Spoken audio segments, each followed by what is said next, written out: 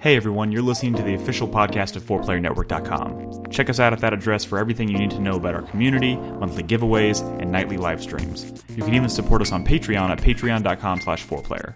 And last but not least, you can catch the live recordings of these podcasts every single Thursday night on our Twitch channel. We hope to see you there. Enjoy.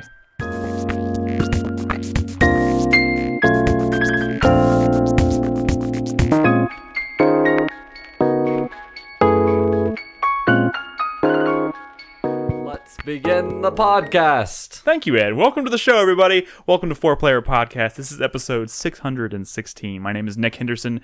I am joined this evening by Brad Simons. Sup?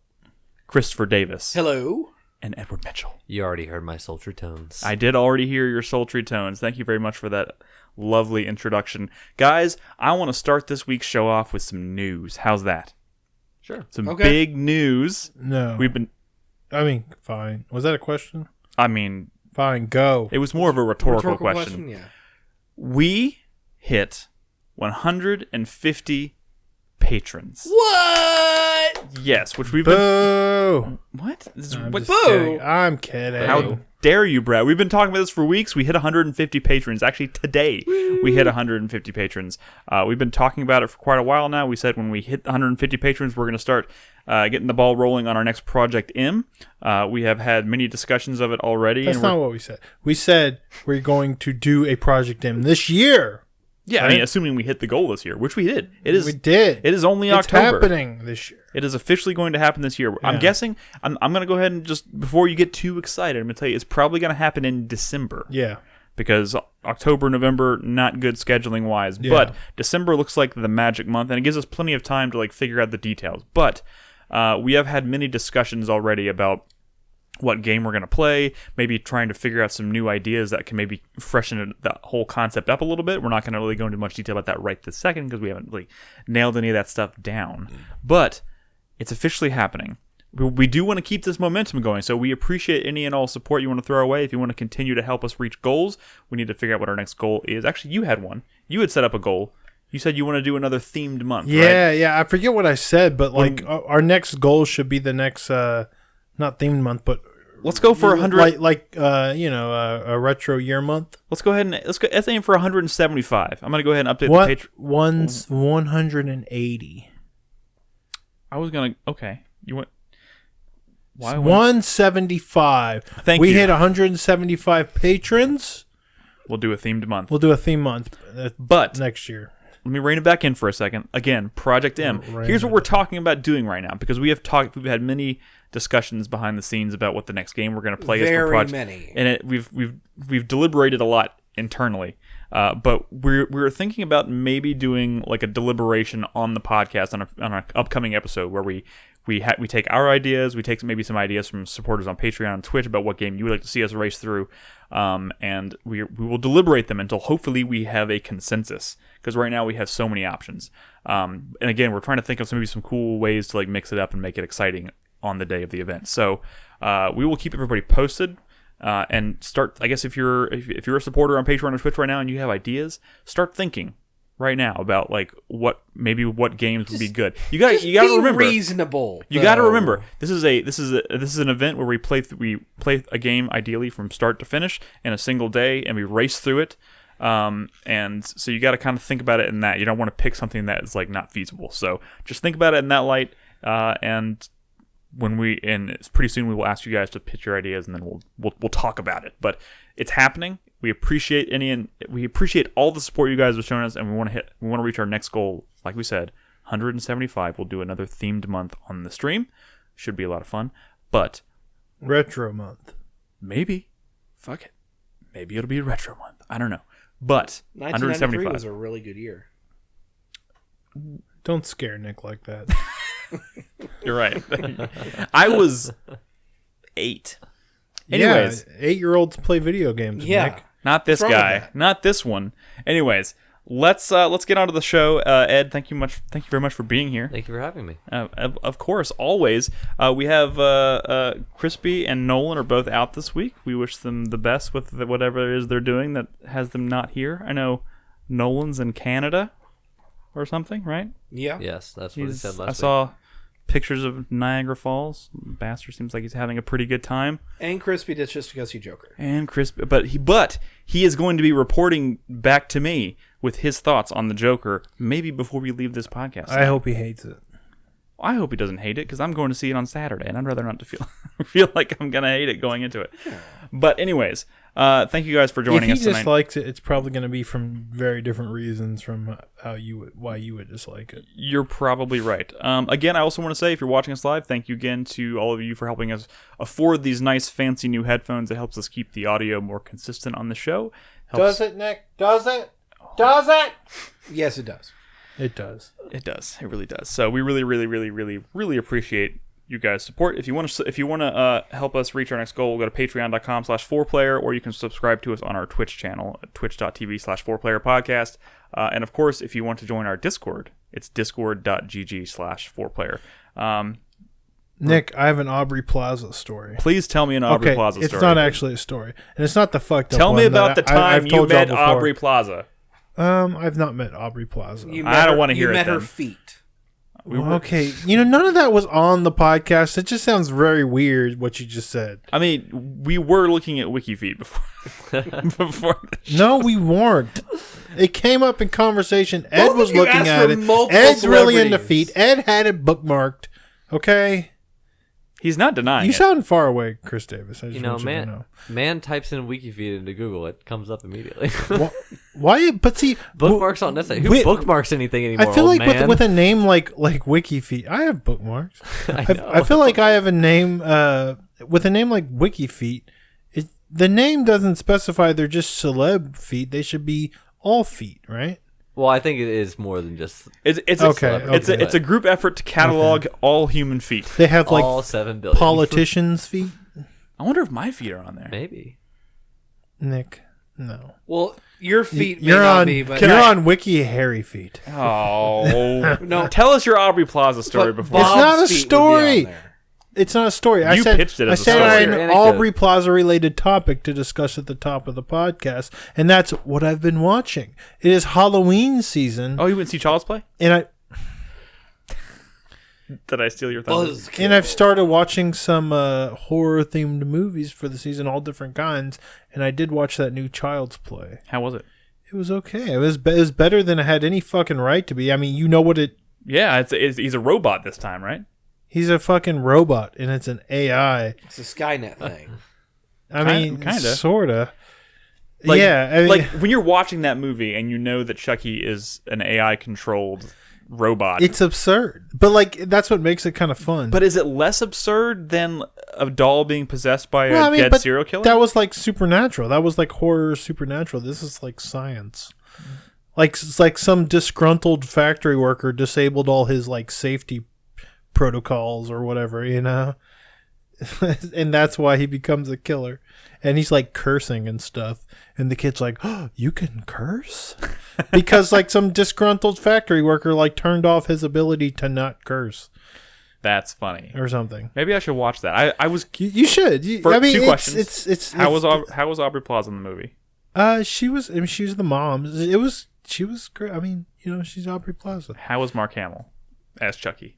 Oh, I mean, honestly, He's playing a robot. Like nowhere near as good as Brad Dourif. Is it because of the direction, or like just like the direction? No, they went? I mean it's just Mark Hamill is Luke Skywalker and he's like the Joker, right? Yes. I mean, beyond that, it was fine. He was fine, but Brad Dourif is like iconic, right? Yes. So I mean, it just didn't really compare to that. But he was fine. You want to watch another? He wasn't the Joker. I've heard, but he was fine. I've heard. I can't speak from experience, but I've heard because Child's Play went off the rails a long time ago, and they had like Bride of Chucky and like all these ridiculous things, right? Yeah. I heard they did a cult of Chucky. Yeah, I've seen it. Yeah, and that I heard it was good. It was okay. Yeah, it was absurd, but it was fun. I mean, they're all going to be kind of absurd. Yeah. I watched 2 horror movies that are both about sharks. I didn't finish my short list. Oh, okay. Malia had never seen Beetlejuice, so we had to watch Beetlejuice. I've seen Beetlejuice like 8 times. How is anyone? Glad she got to. How has anyone not seen Beetlejuice? I watched Hell House LLC. Hell House LLC. Yeah, it's a found footage movie about a horror happening in an actual like Halloween Haunted House. So it seemed very Halloween-y. That was pretty fun. I watched Ginger Snaps, which is like a cult classic. If you've never seen Ginger Snaps, I've never seen look it up. Ginger Snaps. Heard of it. I watched It Too, which was okay. Yeah. I watched Ma, which I guess is a horror movie. Ma. Is It it was a Redbox rental. Ma or Mama? Ma, the one with Octavia Spencer, where she's like the creepy. She starts. Oh, Yeah. okay. Yeah. Okay. Yeah. You didn't finish that sentence, and he had You've a seen realization. the trailer. She's Ma. She starts like letting all Oh! these college kids or high school kids like drink in her basement, and Yes. it's like weird and fucked up. How was that? It was stupid. But last night I started watching this show called Marianne, which is on Netflix. Mm-hmm. It's dubbed. Don't watch the dub. Watch the original French. Well, I mean, maybe watch the dub, but I mean, don't watch the dub. Make up your mind. Never watch like live action dubbing. That's weird. It legitimately freaked me out. What is Like, it? What is I it had called? trouble sleeping last night. It's called Marianne. All right. I watched one episode. I watched it last night, and I was legitimately kind of fucked up. I'm gonna have to watch that. I'm gonna have to add that to my list. I watched The Meg. Okay, that's That movie Okay. is so bad. Nah, yeah, That movie was so bad. Wow, this is my shocked face. that's barely horror. You're not right? surprised? I guess Nah, it's it's horror. No, I even mean, horror. first of all, I have a deep-rooted fear of shark. Like just sharks and like deep water. Like that shit scares the bejesus out of me. Didn't even. I'm not register. afraid of sharks. Okay, then at I have all. to ask, with that in mind, how did you feel about Deep Blue Sea? It had moments where it scared the shit out of me, even though that movie is ridiculous and corny and all But that shit. The Sharks- shark ate a bird. Sharks are like nature's monster. Listen, everyone's afraid But of sharks. I also watched. I'm afraid of murderous people. I know. Fucking. I have a deep-rooted No, fear of murderous people. Big Wazoo. I loved the movie Jaws, but it scared the shit out of me. Have you gone to see it on Lake Travis yet? No, I've, no. But I've I always wanted to do that. I kind of It's want fun. to. I kind of It's want fun. to. No, what? Fuck. I watched the other movie with. Oh God. Where she's stuck on the rock and The Shallows. The Shallows. That movie is that movie. 48 feet below. What's that one called? Thank you. Oh, Robin's in chat. I've That seen movie The kind of Shallows. legit freaked me out. I've seen The Shallows. It was pretty fucked Wait, up. what's the 48 meters down or whatever? Isn't that the one with Mandy Moore? We're really getting off I've seen off that one topic too, I here. think. There's also the 8 Feet Below film. I'm looking for recommendations. Yeah, it was a horror film about two girls who get stuck in a pool. If y'all have any... like in a. Oh, I've seen that Like one. an actual pool. Yeah. I don't think it was 8 feet below. Something yeah, like yeah, that. where like the cover of the pool It's like comes automated. over. and They get caught trapped in there. in the pool under the cover. In like, Wow. in like And an that's indoor the pool. movie. They made a whole movie about that and made it interesting. Yeah, I've seen it. It's okay, yeah. Wow. Someone So- closes it on them. All right, There's, there's a whole thing. What games should I play that are scary? What To bring games it back. should you? Because last year I played the Dead Space first two.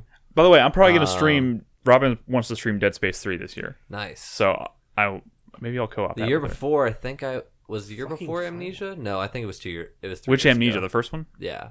You should play Amnesia Machine for Pigs. Machine for Pigs. I love that game. Play Love Sam. Is that what it's called? Skip out on Soma. A dumb Carlos one? No. What? Soma? Wait, you say skip out on Soma? Yes. What? It's not scary.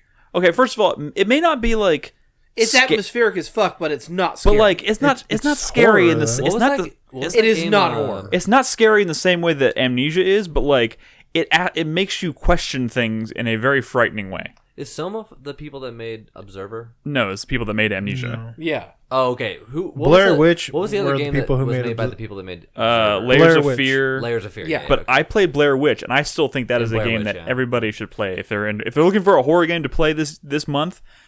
Blair Witch is one I highly recommend. Dude, legit, that game was so good. You don't believe me? No, I mean, Brad doesn't fucking I believe don't me. not believe you. I don't. What? I don't believe I will enjoy it that much, though. Maybe you won't, but I think it's legit. You want to play it? You should play Blair Witch. Write that shit down. It's written down. I wish someone would recommend me like a 30-minute horror movie. I mean, a game that only Carlos likes. Like Love Sam. Like all of his horror game recommendations. You know what I really They're want all 30 minutes long. You know what I really want to play, but I'm Free. gonna hold out because it's not out of early access yet. What? Visage. I joined their Discord, so I'm trying to keep track of the development now, and it's looking like maybe early 2020, maybe if we're lucky. Tell them to make it less scary, please. No. Dude, that game looks so good, and I can't wait to play it, but I'm going to hold out until it's a final release. No, I won't play it, Chai Tai, because it has a nothing on Metacritic. Just talking about the game. Oh, Love Sam? Yeah. Maybe we should probably have a bigger discussion about what we're going to play and talk about in October, because it is, it's that time of year. Someone needs to finish that Paranormal Activity game. No thanks. Did I not finish that? No, you didn't. No one finished it. I would love to, dude. I want to play my VR more, and I want to play some horror games. Maybe I'll play that Paranormal Activity game. Not a bad idea. Anyways, hold that thought. Think about more horror stuff. We need to get onto the show. I want to, of course, open with feedback like we always do. So keep in mind, if you have anything you want to chime in on, if you want to make any recommendations for good horror games to play in October, leave a comment at 4playernetwork.com. Actually, on the make post for this episode. recommendations for horror movies in the TV film section of our Discord. Just anything horror, really. There we go. Go in our Discord, discord.gg/4player. We have a TV, film, music channel. You can leave some suggestions in there for Brad. All right, so Tobley says, this is feedback from our last episode, I wonder if the betrayal caused by misrepresentation of the Final Fantasy VII remake will cause problems for its continuation. Episodic games have enough problems with player retention as it is. Also, Mass Effect Andromeda is unfairly maligned. I agree with that. I mean, I think With the unfairly maligned? Yes. I considering I played 20 hours of that, I didn't hate it. I feel like saying I didn't hate it is even. Yeah, it's a fucking BioWare game, and you just stopped playing it, so it couldn't have been that good. But I didn't even touch. I didn't play more than 2 hours of Dragon Age Inquisition. Okay, well then you just. But I played Dragon Age 2 from start to finish. I played that for 40 hours. Inquisition was good. Better than 2? I like it about as much as I like 2. That's fair. Which I liked. I still want to go back to that, but I think every Dragon Age game made my top 10 list the year it came out. But so what about his comment about the Final Fantasy VII box art? Do you think it will cause issues for them continuing it? I mean, Because it really just depends on how long. No, it's just dirty fucking. Midgar There's going to be people who get to the end of that and are surprised when it is over. Sure, but how do you even handle the release of a follow-up to that if you hadn't specified the first one was only part of it? You know what I mean? This one calls Final Fantasy VII Remake. What's the second one going to be called? Final Fantasy VII Remake They're Part just 2. going to say, we told you so multiple times. You just don't. And they're going to move on. But here's the thing, they didn't. You just don't. They just. I mean, they have. Call it Part 2. So many interviews that They're they've just done. not They've calling. said it. I know, and that's the fucked up thing, Yeah. is that it's all in interviews. Show me a trailer. Yeah. Show me a trailer, or Yeah, they'll probably end the first game with a trailer for the next game. no. What I'm saying is, Say it in the trailer. nowhere in any sort of official Media. media that they release to the public, in wide, for mainstream consumption, do they mention that this shit ends after Midgar? Only in fucking written interviews on fucking websites that only enthusiasts go to, or playthrough videos that are an hour long, and I'm telling you, It's fucked up. They're I would hiding always- this shit. They're not putting it on the cover. They might put it on the back, right? But even that, I think, is not good enough. You're right. I mean, here's the thing. That box art that we saw, maybe there's still time for them to put some kind of little, Part 1 or whatever. There's one been on there. several trailers of this game. They're going to get pushed None back. of them have suggested that this game is not a full remake. You are right. You're right. Yeah. All right. Our next comment comes from James. He says, thank you for bringing Fell Seal into my life. It's so nice to play a Final Fantasy Tactics game with a new story. I mean, it's fucking great. The thing is, so many of these people that I'm surrounded with in this room and out there on the internet in our community, and just people that I'm not even associated with. They're just shallow graphics whores, and that's why they're not playing Fail Seal. Wow. And you know I what? feel I'm attacked. glad that you're not. Bravo.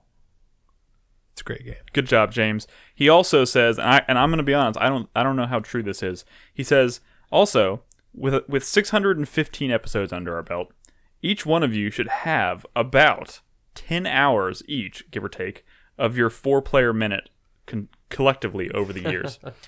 That is I feel like I'm assuming that he did this math assuming that we actually stuck to a minute. Yeah, that's bullshit. And I can't even remember the last time we stuck to a minute. Yeah.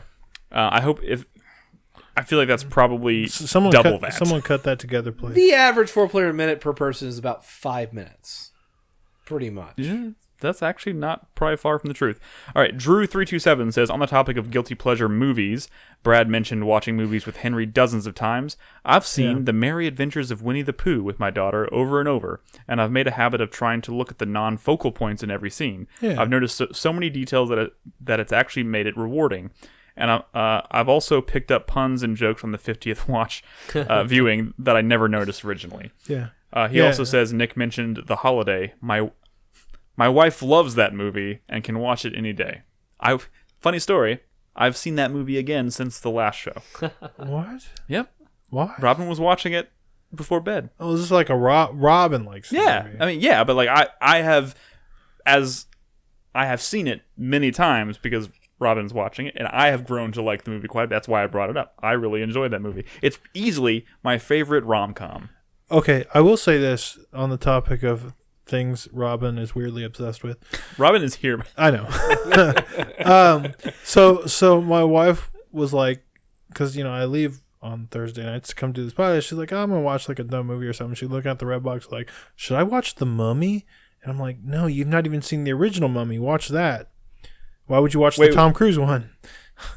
So she watched a trailer for the Brendan Fraser Mummy, and she was like, eh. So I don't think she's going to watch either Mummy. Guess tonight. what's next Monday, guys? I mean, that came out 20 years ago, though. Guess what's next Monday? The effects kind of don't really hold up. I disagree. Guess what's next Monday? What's next Monday? The Mummy movie party at the Alamo Draft House. Guess who's going? You? Robin. No, I'm just kidding. Yeah, we're both going. We're both going. It's going to be fun. She said that Rachel Weisz's eyebrows are weird in that movie. Do you feel that way? I feel like Rachel Weisz's eyebrows are great. All right, we're going to Wiki Eyebrows now. Does that exist? Show me Rachel Weisz's feet. I'm sorry. Don't do that. Are they on there? Her feet? Probably. It's Wiki feet. Everything's Our on there. podcast sucks. Can we stop talking about feet? I think people want to hear about feet, I'm guessing. All right, anyways, our last comment tonight comes from Slopdog.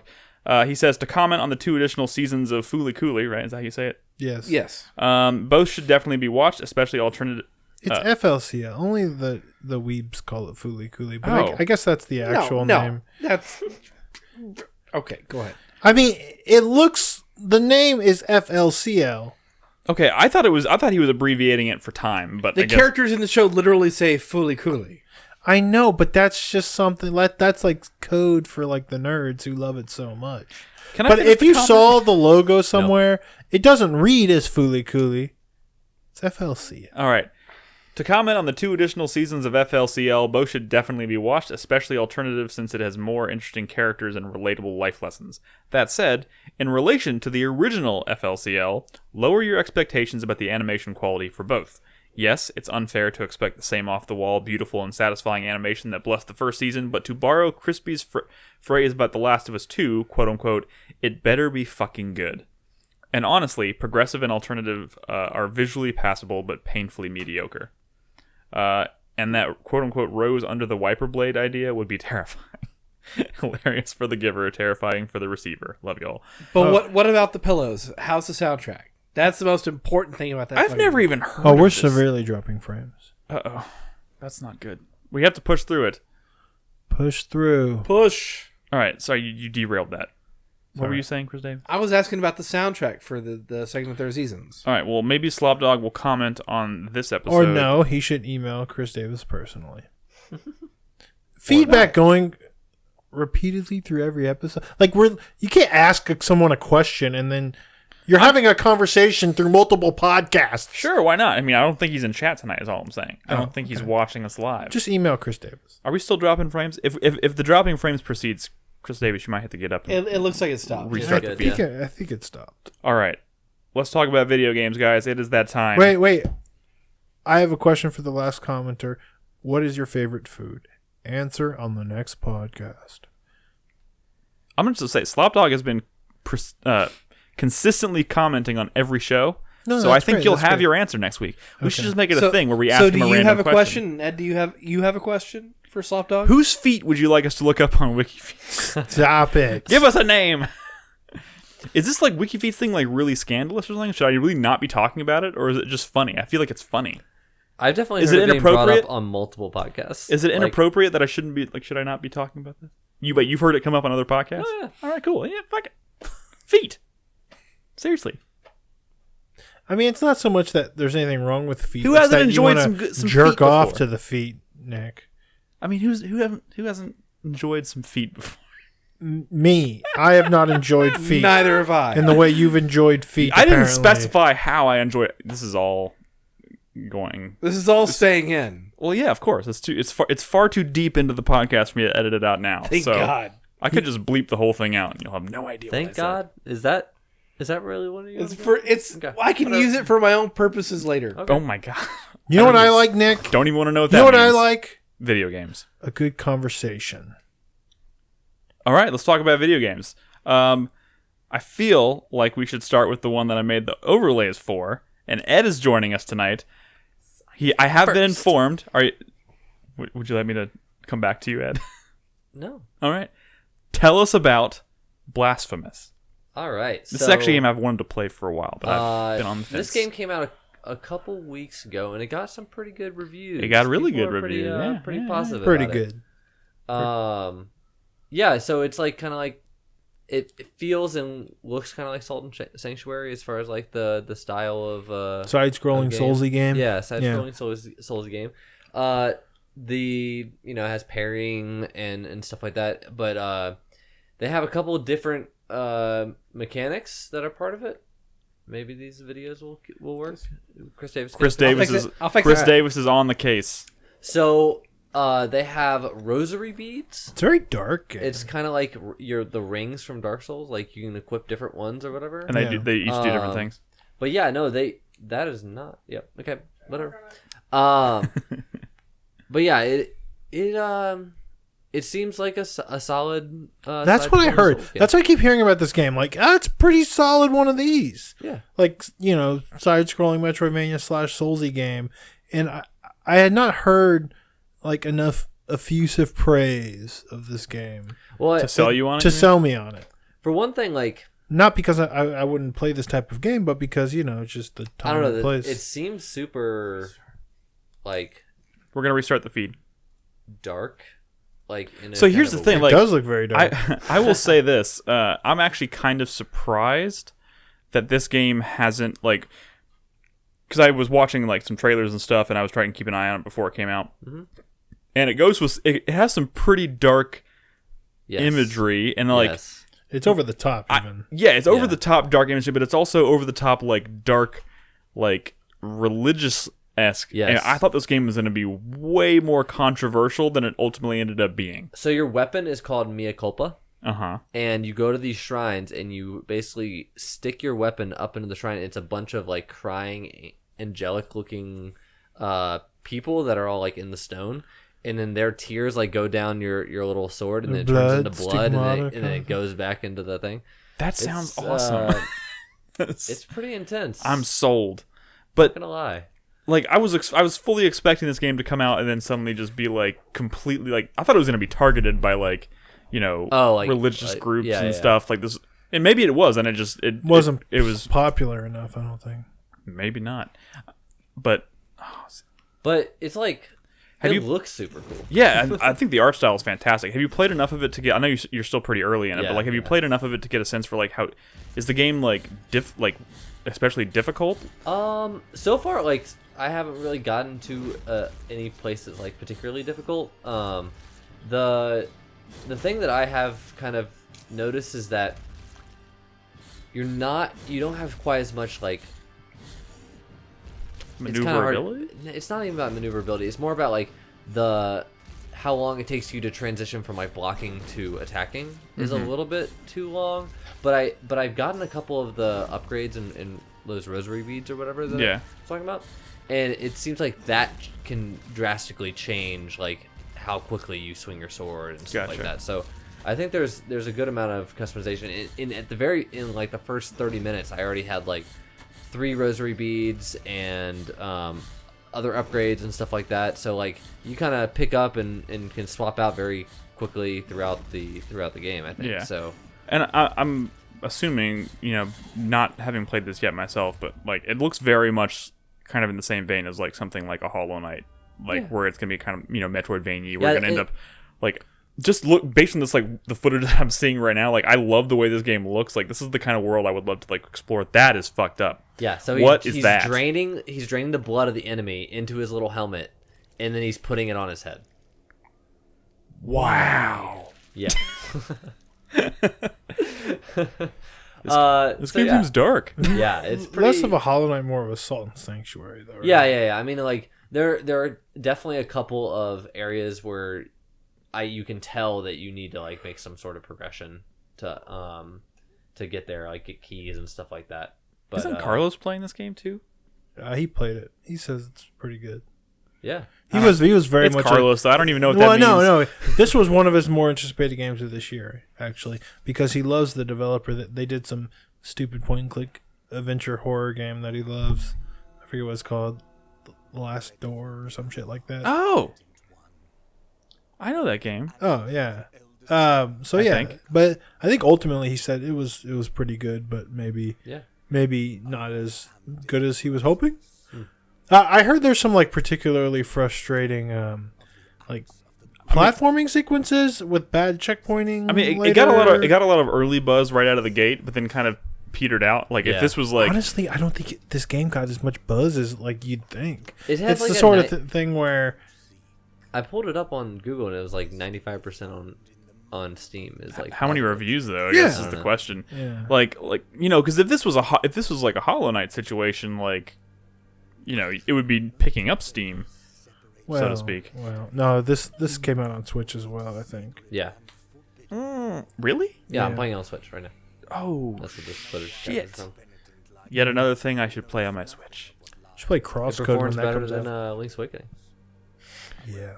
Is there anything else you want to say about that? Let's transition. We can transition to Link's Awakening if you want. Are you going to keep playing this? Yeah. You seem really into it. Yeah. Okay. All right, let's talk a little bit about Link's Awakening, just because you had a really great transition, Ed. So, I've been playing more of this. Are you still playing this, Brad? No. And I just started it too. Oh, see, okay. No, but I mean, I'm gonna look, dog. I'm playing a lifestyle game, and it's been consuming my life. So it's become your lifestyle, so to speak. Yeah, I don't even like want to look at my stupid fucking Switch. And I got Astral Chain on there, Fellsil on there. I'm telling you, when I'm not playing Monster Hunter, I'm watching videos about Monster Hunter. So. Oh my god. Anyway, all right. So I've been playing a lot more of Link's Awakening. So last week when I was talking about it, I was like, I'm not really sure how I feel about this Zelda, and I was worried that this maybe is the first time playing Link's Awakening. This is my first time playing Link's Awakening, and I was my concern last time was like, I feel like it's missing the Zelda magic or something, and I couldn't quite put my finger on it. Something has changed since then. Is this the same footage? Yeah, it's the same Did you footage. get some items? Yes, I'm five dungeon. I've completed 5 wow. dungeons now, so I think there's 8. Yeah. So I'm blowing through it pretty quick now at this point. My guess is by the end of it, you'll love it even more. Dude, some of these dungeons are fucking tricky. Yeah.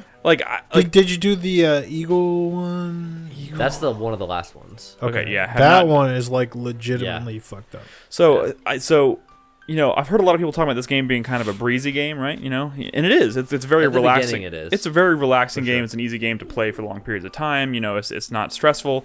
Yeah. But I'm gonna be honest, guys. I have spent between each dungeon. So you finish a dungeon, you walk out, the little owl comes down, and it's like, hey, go here. And I'm like, oh, okay, he's basically telling me where to go. I'm just gonna go where he told me and find the next dungeon, and that's gonna be that. I've spent sometimes 2 hours between dungeons just trying to find how to get. There's not a lot of direction. What about the phone call? You can make a phone call to get a hint.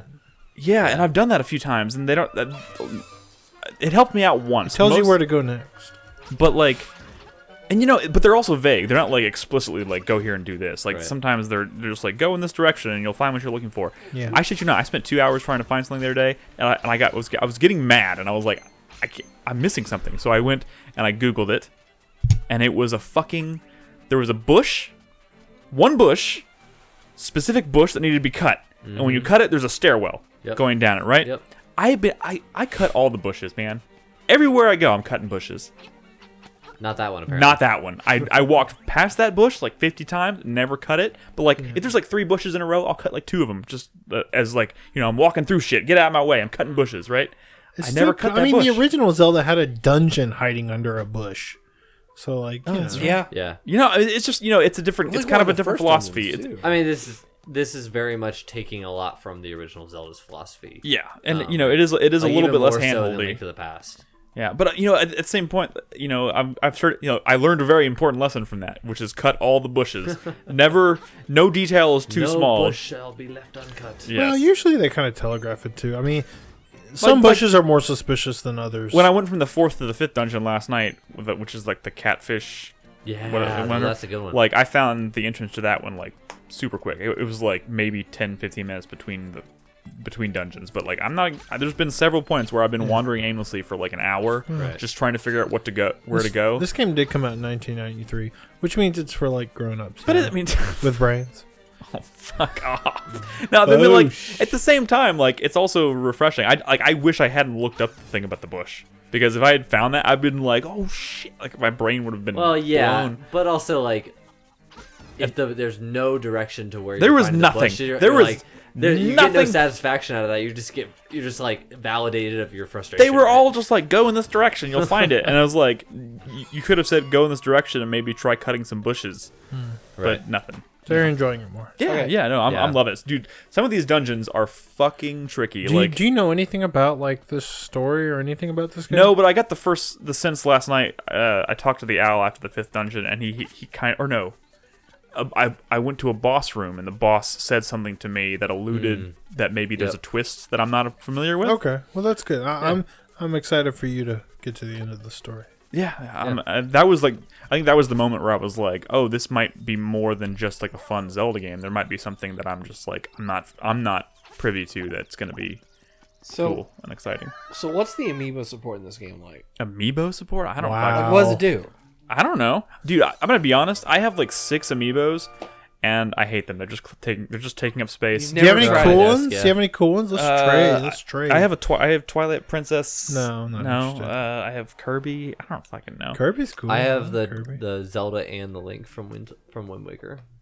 They came in a pack together. Hey, I've never used an amiibo for anything functionally. Nick, I'll trade you. He's about to fuck me over. No. I'll trade you. You have Kirby? Which Kirby? The original Smash Kirby? Give me your holographic Charizard. There's been like 5 Kirby's. Yeah. That's not happening, Ed. No, I'll trade you Breath of the Wild Zelda for your Kirby. Really? Maybe. Because I feel like I would rather have that on my shelf than Kirby. Because that's all I'm not going to use it for I'm not anything. trying to screw you Breath up. of the Wild Zelda. Oh man, Henry's sick. Uh-oh. Sorry, unrelated. Clearly, no, yeah, I'll trade you. So I will trade you Kirby for Princess. Well, what else do you Zelda? have? I'll have to go look. Again, I don't think about them much. They sit on my shelf. They don't do anything, which is why I was so thrown when Chris Davis asked me. I'm just saying. Sometimes pull them off your shelf, try it, see what it does. Sometimes I forget they do things. They were pretty useful in Breath of the Wild. I played Breath of the Wild for 120 hours. I never once used an amiibo. Yeah, some say if you use amiibo, you suck. Some might say that. There were amiibos that made the game harder. Oh. That's true. Well, I'm glad I didn't use it in that case. But yeah, I'm still loving the shit out of this game. It's definitely got its hooks in me since last time I played it, and Cool. That's all I had to say about that. You're gonna keep playing it? Yeah, absolutely. Fuck yeah. I've only played Link's Awakening like maybe a handful of times. That's a handful is still a lot. Well, I played Link's Awakening, and then I played it when it got re-released in the DX, and I think I've played it twice on the DX version. Yeah. Which is way less than I played any other Zelda game. I find myself losing health in this game a lot because I'm like I'm trying to rush through things quickly and like I'm just running around and like I've died a handful of times. These Zelda games are not. They're not fucking around. They're not fucking around. But this one's pretty good. I have started to notice the frame rate issue more and more since the last time we talked. I noticed it in the forest particularly last night. It doesn't bother me all that much, but it is definitely a thing. Cool. So, yeah. All right. What do we have? What else do we have? Video game wise. Borderlands? Oh yeah, fuck. Borderlands 3. I'm glad Ed's played some of this because I was Yeah, worried I I love was gonna be the only Borderlands. person on the couch who's played it. I'm playing it with Robin. We're Nice. co-oping it. We're averaging about a planet per session at this point. Tell us about the schloot. So you're going to border planets now. Yes. Well, The Borderlands is the entire world, the entire like galaxy. yeah. And Pandora is just the one world. Correct. So yeah, we've done like Obviously, something Chris new. Davis. three or four planets so far. Cool. This game is A first-person shooter. a first-person shooter made by Gearbox, and it has lots of guns, but it has lots and lots of what I have to call shitty guns. Yeah. I hear there's a gun that shoots cheeseburgers. There is. Robin found one the other day, and I was like in the middle of a firefight, and I was like, "Did I just see a cheeseburger fly by my face?" Yeah, I haven't used that one yet, but no, seriously. This game is actually a lot of fun. This is actually my first time co-oping Borderlands ever. I played the entirety of the first one by myself, and I didn't actually finish the second one. I only played that for like 10 hours or so, and then something just came out and distracted me. But Did this you has been a fun just experience. shoot a gun and then throw it, and then it goes Yes. and kamikazes people? Yeah, well, yeah. So there's a lot of different and this is You're not playing necessarily. like the Commando, right? I am playing the Siren. Oh, okay. She is playing as the Gunner. Gotcha. But like, and I don't think this is necessarily new to Borderlands 3. There's, the way, the big thing for Borderlands has always been the tech that generates all these weapons and whatnot, and everything's dynamically put together, so they have all these different ways the guns can be pieced together, and one of the ways, like, sometimes they do really weird, silly things, one of which is, and for the gun that I'm using right now, is every time you hit the reload button, he throws the gun out there, and it just, like, hones in on the closest target and, like, kamikazes it. It's like a but then Borderlands 2 thing. a new gun, like, materializes in your hand. And that's that gun that you have? That's that gun, but you can see that pop up on other guns. It's just Sure, one of sure, the sure. it's just Sounds one like of the a special things effect. that's mixed and matched when you Yeah, pick that's these a guns. Borderlands 2 thing, I think. Yeah, I've seen it in one of the other games before. And I'll be honest. I don't think there's a ton in this game that I would say feels particularly new to Borderlands. In fact, this game does feel Borderlands as fuck. Yeah. I mean, as you should hope. Yeah. I mean, if you're a fan of Borderlands, that's what it's great. people wanted. Robin loves Borderlands, and so she's loving the hell out of this game, and I'm having a ton of fun, especially now that we're co-oping it. Because, like I said, I played the first game completely solo. I think the biggest, most unique thing here about Borderlands 3 specifically, is the fact that they have you jumping from planet to planet. You spend the first, like, I don't know how many, like 10 or maybe 5 or 6 hours on Pandora, and then you end up going to other planets, and every single planet seems to be pretty dramatically different in terms of like the cool. environment and Yeah. the kind of guns you're finding, the characters. I've run into characters that I know are from Tales from the Borderlands. Yep. Reese. Yeah, Reese and I'm and so Vaughn. mad. I'm so mad that y'all didn't. Robin, what the fuck? What the fuck, Robin? You're a Borderlands fan and you've not played Tales from the Borderlands? Tried to get Nick to play it, and like for years, and he's just like, eh. Like, what the hell? I mean- Vaughn, the bandit master or whatever that you meet at the very beginning of the game, he's also from Borderlands. Tales from the Borderlands. Wait, who was it? He's like the head of that bandit group that you first with Lilith, and he like praises Lilith as being the best ever or whatever. That's right. That's yeah, right. yeah. He's like Reese's best friend or whatever. Yeah. Okay. So it's, Brad, maybe my not wanting to play Tales from Borderlands has more to do with just my attitude towards Telltale than it has. No? Is that not a viable excuse? It's You are not. It's definitely not. You're not enjoying this game as much as you could be because you didn't play Tales from the You're Borderlands. probably right. You're probably right. In And fact, you need to remedy that without playing more of this. Oh, that's not gonna go because I'm pretty sure we already have our Saturday and Sunday morning planned out for at least another 6 hours. Just of this. replace it with Tales from the Borderlands. I'm telling you. You could play the first episode of Tales from the Borderlands is so good. But episode 4 is one of the best. It's the best thing Telltale has done since the first season of The Walking Dead, and maybe since. Yes, then that as is well. true. All right. Well, I will talk to Robin about it. I know we have very explicit plans to play more Borderlands 3 this weekend. But So what do you think about the talent trees and stuff in this game? Do they work well? Like different abilities? Because every different guy has a different ability, and like looks like you also have I have like 2 abilities, right? Like I'm playing the Beastmaster. So I have the ability to like summon a beast or whatever, or get him to like do something special. So every character has like 3 different skill trees that you can pick from, and you can work down the trees. But there's like an action skill for me, and also my pet has an action skill. Do you have 2 action skills? I have. One's like hold down for me. I'm playing on the PC, so hold down F and then just press F is the difference. I'm pretty sure I only have 1 action skill. Cool. All the trees are different, so as you're working down the skill trees, like it'll branch off to the right or the left, and then that'll unlock an action ability. But I think you can equip up to 3 things. Yes, but I just haven't unlocked that many yet. So yeah, I mean, I think the skill trees are fine, and there's a lot of variation in the abilities and stuff, and I've been the one action skill that I started out with has grown pretty dramatically since I got it last time. Sure. And it does a lot more what's the word I'm looking for?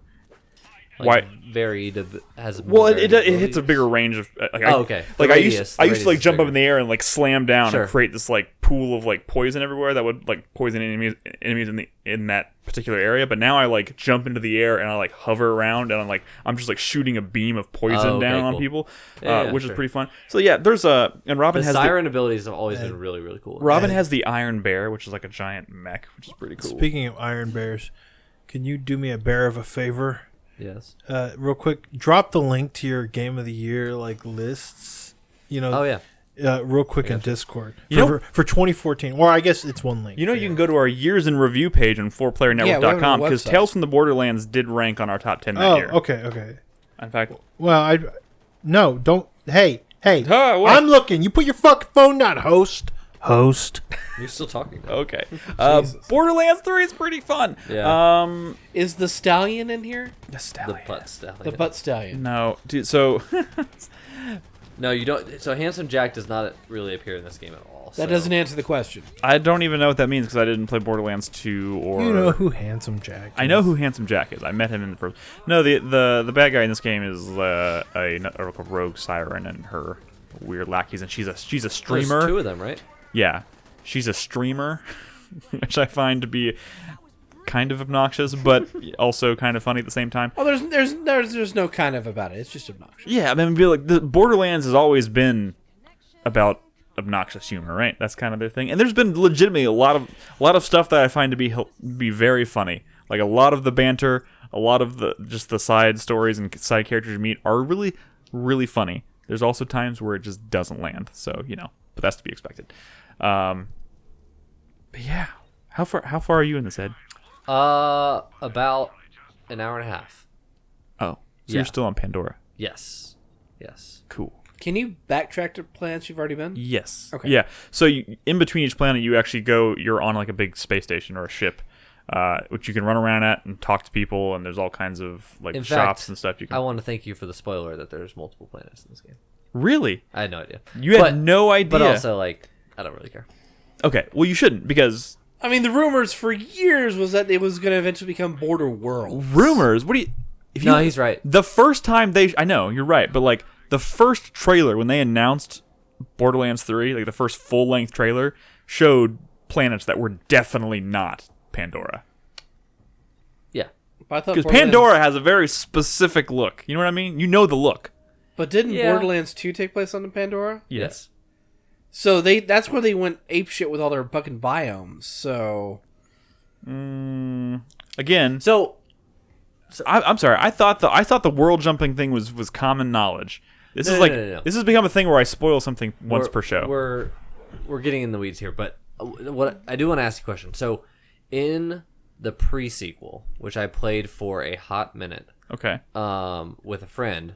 We got really frustrated with the map design, where we felt like we were spending more time running from quest marker to quest point and back than we were actually playing the game. Oh, okay. Does that reflect at all? Well, they give you lots of vehicles options in this game. I'm not sure how many vehicles you had in the pre-sequel. You had vehicles, but there were areas that had no vehicles blocked off, and that's where we really started to notice how much we were traveling instead of actually. I haven't but cool I mean, I'd say 80% of my time playing this game has been legitimately exploring and in combat, and good. like you almost always have access to a vehicle, and they introduce some really cool vehicles. Like on this planet, they give you this like weird, like unicycle looking thing, which is really cool. There were a lot of variants in vehicles in the last two games. Yeah, too, so. I think they've probably alleviated a lot of those issues. Good. But yeah, I feel like there's one other thing I wanted to say about this game, and I'm struggling to remember what it was. Tales from the Borderlands was my fourth favorite game of 2015. Underneath, lower than Tales from the Borderlands was Satellite Rain. You know how much I love that. Her Story, Grow Home, Undertale, Codename Steam, Axiom Verge. These were lower. That is such a than Brad Tales list. from the Borderlands. That is the Braddest list I've ever heard. Exactly. And Tales from the Borderlands that high. You know what's right ahead of it? The Witcher 3. Wild Hunt. You have to Which you constantly dog on, by the way. You know what his play number Tales one from the game Borderlands. of that year was? Wait, do I know what? Do you know what his number one game of that year was? Of 2014? 2015. Oh, 20. He's not going to guess it. Why are we talking about this? Let's go. Invisible Ink. That was a great year. That was a great. He'd never guessed the number one. Oh, night. Like he would never guess. Yeah. I made the I video. I wasn't trying to get him guessing. Oh. What is it? Is Xenoblade Chronicles X. Really? Shit. No, I would not have guessed that. Yeah. Yeah. So, one thing about the maps that I will say real quick, because we noticed it very early on, was like they do that thing. So you have the mini map up there, and they'll put like the cursor on there where you pick a mission, and it'll like drop a marker on the map or whatever. Okay, sure. But like the mini map is so small, so you can just kind of tell the general direction that it's in. And you start going there, and then as you get closer to it, like it'll start to like move off to the left. And it's like down a whole different path, and you're just like, what the fuck? Yeah. Because they don't. When the game first came out, like the marker was the same size regardless of where it was in relation to you. A recent update has fixed that so that it'll actually it'll shrink depending if you're getting closer to it, which is nice. But like that was real frustrating because we kept like going down the completely wrong path. And I will say we're playing on Xbox Pores or X Bones. I don't know what the original Xbox, right? Xbox, yeah. And It's more X. Performance wise, aside from a little, some pop-in, not bad until you go into a menu and it takes like literally 10 seconds for it to load the skill tree. Oh I my feel God. like that's tradition. Okay, for maybe Borderlands, though. 10 seconds might be a bit extreme. 5 seconds. Let's knock it down to 5 seconds. Still That's sucks. extreme. Like I'll hit the pause button and I can set the controller down and wait for a second for it to pop up. Oh, there's the unicycle looking vehicles I'm talking about. They're fun. I didn't even have Bloodborne on my top 10. That's crazy. What? Oh, and Robin says it's just my menu apparently. But she's playing on an X-Bone too. I don't know why. It's only mine. But yeah, Borderlands 3 is pretty fun. Yeah. Pretty fun. Cool. I like the weapons. Pretty good. Cool. All right. What else do we have on the dock game-wise? Those are the big three that we had. Can I talk for a second about Fear? Sure. We're playing Fear for the Revival Club right now, right? If you're interested in being part of the Revival Club. Roll that beautiful Fear I don't footage. have Fear footage. I wasn't planning on talking about it, honestly. Because, again, I've only played about 2 hours since I finally got it fucking running on my PC. Which, by the way, was tied to my controller, my Xbox controller. Now that I'm playing on mouse and keyboard, the whole thing runs smooth as butter. I wish I hadn't waste 2 hours trying to get to that Good old point. Logitech Xbox controller? No, not a Logitech Xbox controller. But you know what's funny? Like all the forums I was finding trying to get Fear running said that like it can be really finicky with Logitech devices. Yeah, you said that last and week. I'm using a Logitech mouse to play the game now, and it runs perfectly fine. But yeah, for whatever reason, Logitech I know. mouse. But like everyone was like, unplug all your Logitech devices, and I was like, I don't own any devices that aren't Logitech except for my keyboard. But like, it runs beautifully, and this game is so fucking good. I'm 2 hours in. Brad, why didn't you tell me this game was good? Shut up, Nick. I didn't watch all of your stream the other night. How dare you? But I was there for a good majority of it. I'm just kidding. I didn't watch any of your stream. I mean, yeah, I didn't expect you to. Yeah. See? But I was watching you play, and you had all these slow-mo moments, and not once did I see you do any slow-mo melee. Dude, I'm still mean, trying to get used to the slow-mo melee yeah. stuff, because that shit's tricky. The game doesn't explicitly tell you that stuff is really powerful. I'm also if you figure it out. not the best at controlling with mouse and keyboard. I know. No, I'm sure people are. Fear has a lot of mechanics, especially if you're getting into that melee stuff. I don't blame you. because like crouch is a toggle, zoom is a toggle, and like when you're combining all that stuff on the fly in the firefight, it can be really tricky, I guess. Have you played Fear? Nope. That's a game you should play. You're missing out on a good experience. It is on. You can buy it on. I bought it on. I think I bought it on GOG for like $2 or something, and it came with the expansions. And it's part of the Revival Club right now. So if you're interested in being a part of that, Patreon.com/4Player. That's place to be. But yeah, dude, I'm enjoying the shit out of this now that it's actually running. One of the best shotguns I have ever used in a game. Period. Mm-hmm. Holy shit! I'm not even talking about when you just turn someone into mist, although that is pretty cool. But like, just the feel of the shotgun, the sound effect of the shotgun, in conjunction with like the ragdoll physics, and the slow mo, so good.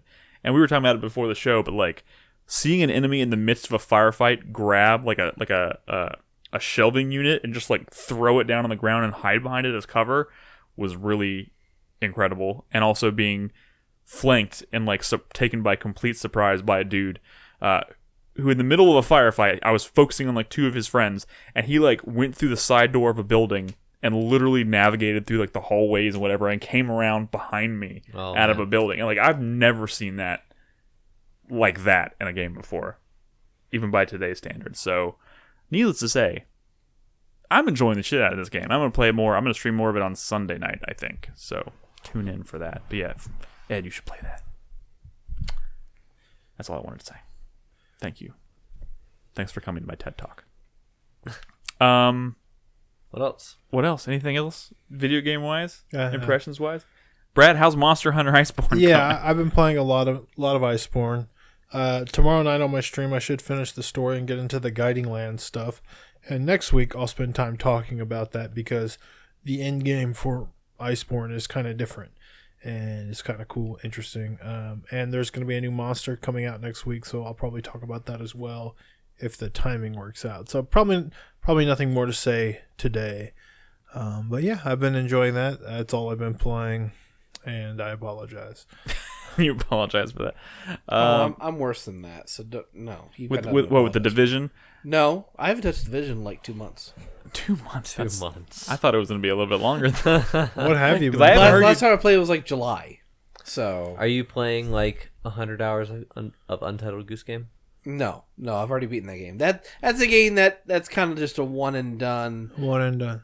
So what game are you playing, Chris Davis? I'm playing pub. Oh no! Well, we definitely. I'm playing pub because I've been trying to save money. Well, that's because we did not ask why. Well, I'm going to tell you why. It's because I intend to buy a Valve Index pretty soon. a Valve. That's Oh no, the $1,000 VR thing. Yeah. Wow. Well, it's not. It's $1,000 if you want both the controllers and the base stations and the headset. which you do. I mean, yeah, because I don't have any of those other equipment. That's like, don't pretend like you don't want that. Well, that's cool. I mean, you'll get to play Half-Life 3 and we won't. All right, so we'll get to. Wait, what? You'll get to play Portal 3 and we won't. I mean, eventually, yeah. All One right. day. So tell us about, you played the Hitman map I did. yesterday. I played the new By the Haven way- Island DLC. By the way, Chris Davis. Yes. Oh my God, I forgot. Happy belated birthday. Thank you. Yeah, happy B. Turns out 34 feels a lot like 33. Yeah, it does. Is this a Well, full? I'm Is assuming this it a does. new full map? Yeah, it's a full new map. It takes place on a tropical island resort. You have 3 targets to take out, and they're all on different parts of the island, all doing their own different things as per normal Hitman. Please, no spoilers. I'm not going to spoil. The one thing I will say is that This sounds the like a weather- spoiler. the weather changes as you play, Okay. and it Interesting. becomes a really Is it dynamic nice or is sound. it changed the same way every time you play it? I think it's not dynamic. I think it's based on your progression. Gotcha. So That's still pretty cool. yeah, it's pretty good. Is it a size wise? Is it like as big or bigger than like comparable or recent Hitman maps? I mean, it's a. Are we on Hitman 1 or 2? This is Hitman 2. Okay. I would say, yeah, it's about the size of probably Paris. Brad. You know, that's pretty fucking Yeah. big. No, I mean Paris. That's is- I is don't the- have I don't have that point Isn't of that what reference. you said about the bank though? Well, I said the bank was the size of the indoors of Paris. Okay. This feels considerably larger. It's So also not one of the mainly- biggest maps or anything, but yeah, cool. It's pretty much mostly outdoors. And there's some pretty good mission stories, some pretty good challenges. It's just more Hitman. It's a lot of fun. Cool. And it continues the story. Hitman 2 still going strong. And in fact, they leave it on a big cliffhanger for what the next thing could be. Is it the next chapter or like the next Hitman game? So that's the thing. Have they announced a new Hitman game yet? Or No, can't- they haven't. Okay. So when they released this game, they were doing an expansion pass for 2 expansions, plus a bunch of bonus content. Yeah. And by the way, the content they have for this month, they're doing a Halloween-themed version of one of their maps. Damn. They aren't saying which map it is, though. They are being very careful not to show what it is.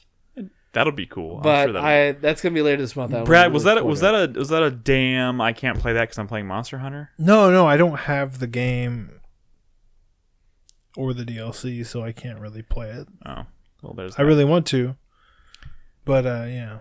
But maybe we can somehow make I mean, that happen. I played the main game, but I can't get the DLC because I played Nolan's copy of the game.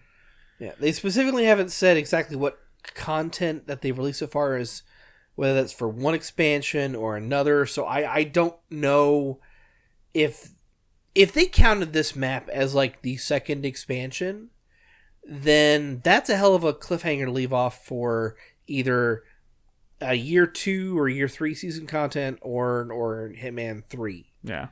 So We'll have to wait and see. Yeah. I will be really curious to see what they do with Halloween because I'm sure that'll be pretty cool.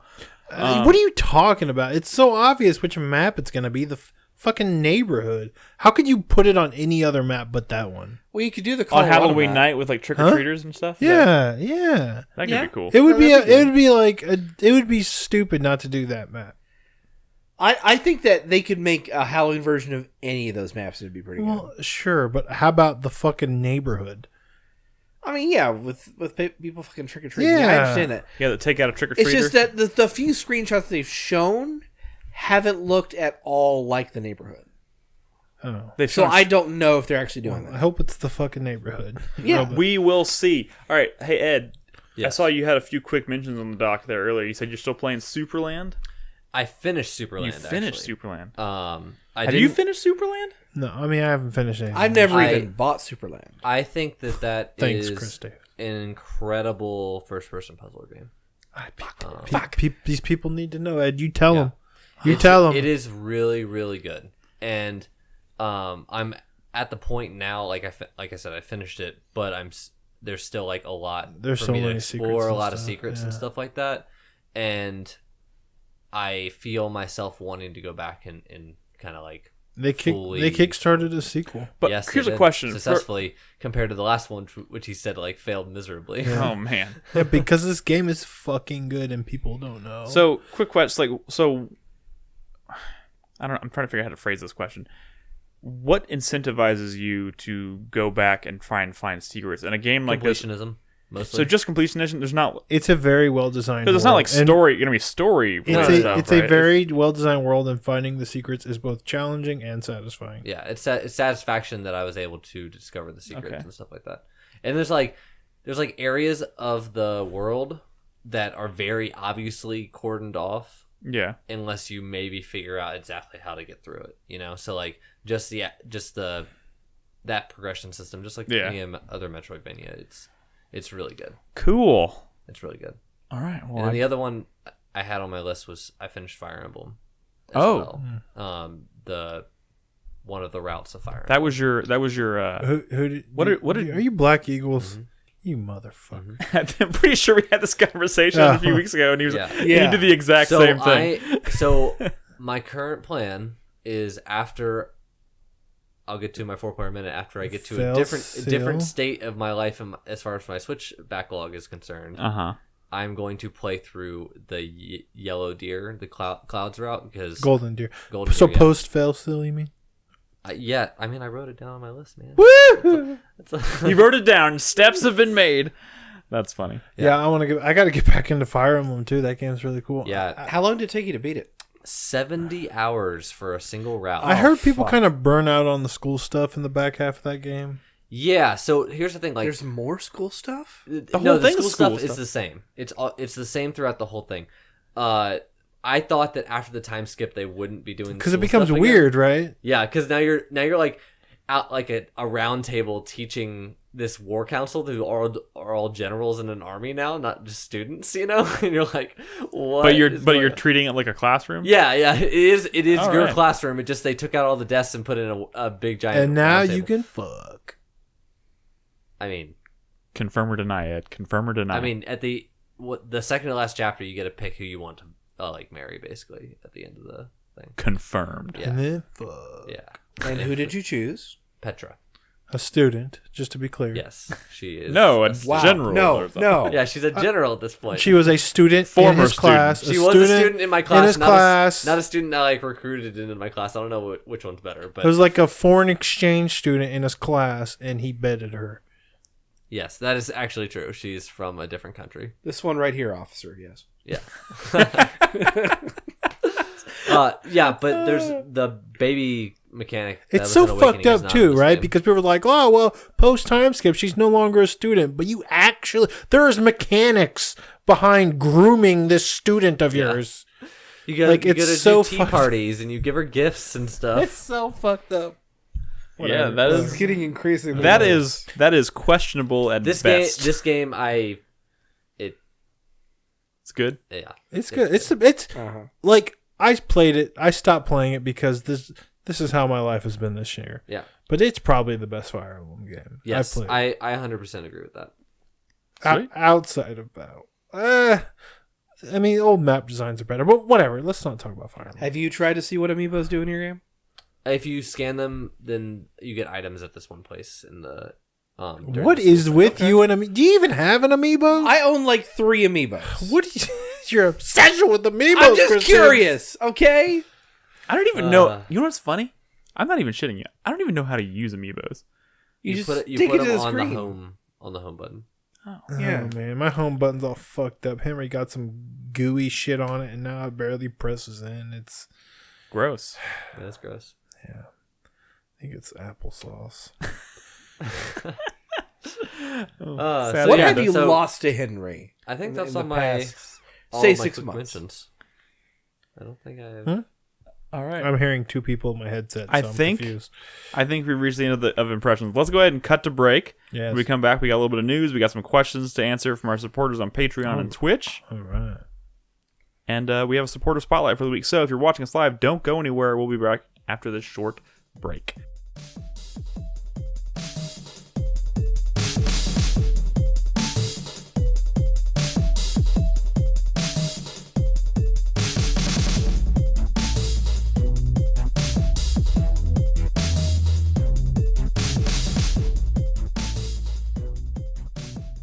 Welcome back. There it is. Welcome back to the show, everybody. All right, we're just shooting the shit for a minute here. We're talking about 29. We're talking about the remainder of 29.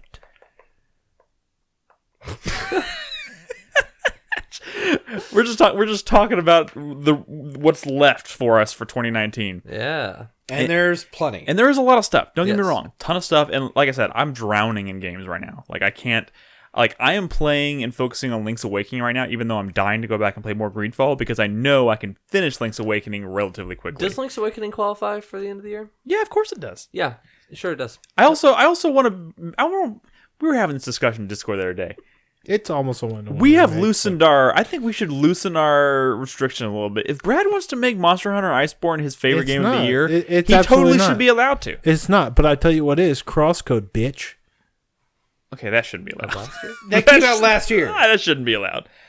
If it's new content, Nolan had it on his list. I remember that. I If can it's- do whatever I want. if it's a new content and they add an additional title to it, I think it should qualify. I think No Man's Sky Beyond should qualify. I mean, I put No. I put the Yes. I put a World of Yes. Warcraft expansion on my list one year. So I shit you not, Chris. You pop in vanilla No Man's Sky and then you play it side by side with Beyond. side by side. I know you probably can't do that, but if you did that somehow, those would be 2 completely different game experiences. So Brad, what is the game that's And it coming has out, a new title. that's coming out in October Wait. that people are going to talk about? I'll tell you in my 4-player minute. All right. Well, I wrote it down. Don't I worry. have a question. Don't worry. We were talking a little bit about Outer Worlds during the break. Yeah. Not to be confused with Outer Wilds, which, Jesus Christ. We were also talking about during the break. If both those games somehow end up on my top 10 list, it's going to be really confusing. But so I saw that at E3. Looked cool, right? Something about that game is I'm having trouble getting excited for it because I feel like it looks too similar to like Borderlands, like Whoa. like visually speaking. You know what I mean? What? Oh. Like it looks like a Borderlands game to me, like aesthetically speaking. Okay. Well, imagine Borderlands that's written for a grown-up and not for a 13-year-old. Wow, you've been holding that in. You didn't want to say that when Robin was in chat, did you? You've just been holding that in, and ever since we were talking about Borderlands 3. No, I mean, I'm not trying to offend anyone. I'm just trying to offend You all are- the Borderlands fans. You are. I mean, no, like specific Borderlands fan. Borderlands is definitely, first of all, you're right. It's gonna I'm be a not right. I'm just making a joke. You don't have to No, concede. I'm talking about like they are going to be two very different experiences. Like I'm just having trouble letting myself get excited for Outer Worlds because something about it just like it has a title that is almost too similar to a totally different game I played, and aesthetically speaking, it looks very similar to a game I'm playing right now. So like my approach to Outer Worlds is mostly like I think Obsidian is good, obviously, and like their pedigree. I guess the most relatable to that pedigree would be like Fallout New Vegas. Yeah. Right? Yeah. But it's not in Fallout. It's a completely new IP set in a completely different universe and something.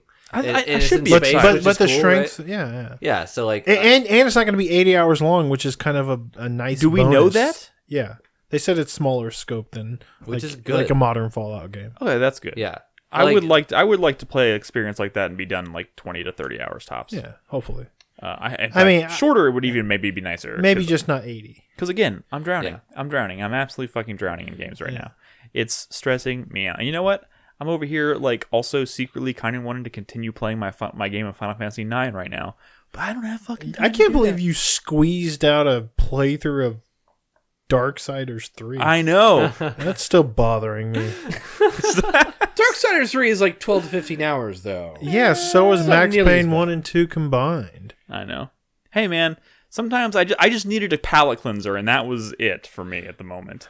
sure. I don't know. It's been sitting on my shelf for a long time, and it was like I'm gonna. It's free. I now. pointed at It's that. free with PlayStation Plus. I know. I saw that. I pointed at that box, and I was like, "You're coming off my shelf next, bitch."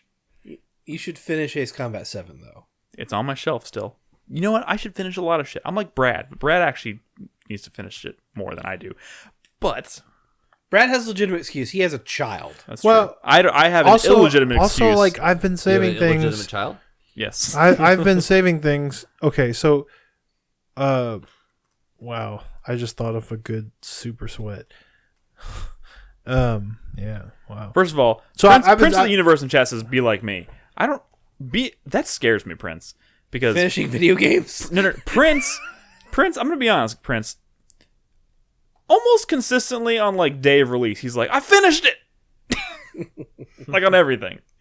It's scaring me, guys. It's legit scaring me. Anyways. That's true, yeah. All right, we want to talk about news?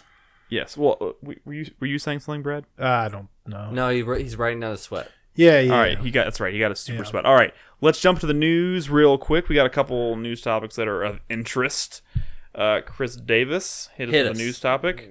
What will it Hit us with the news This topic. better work. It's not working. Oh. Just say what it is. All right. Well, let's talk about Shawn Layden. Shawn Layden Yes. has officially left Sony. Yeah. Right. Shawn Layden has been kind of the face of Sony at events like E3 and stuff. That's probably where a lot of people think of, like when they think of Shawn Layden, they think of him being on stage talking about new stuff. He has departed, and this is amid like bigger restructuring happening at Sony. Maybe right some now. drama too. It sounds like. It sounds like some drama is happening for sure. Or is it just because they didn't go to E3 this year, so he doesn't have a job? I mean, No, I mean he obviously did more than Yeah.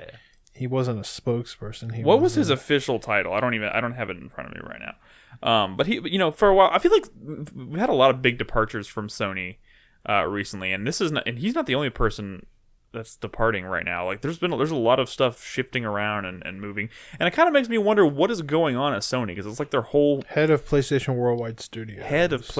PlayStation Worldwide.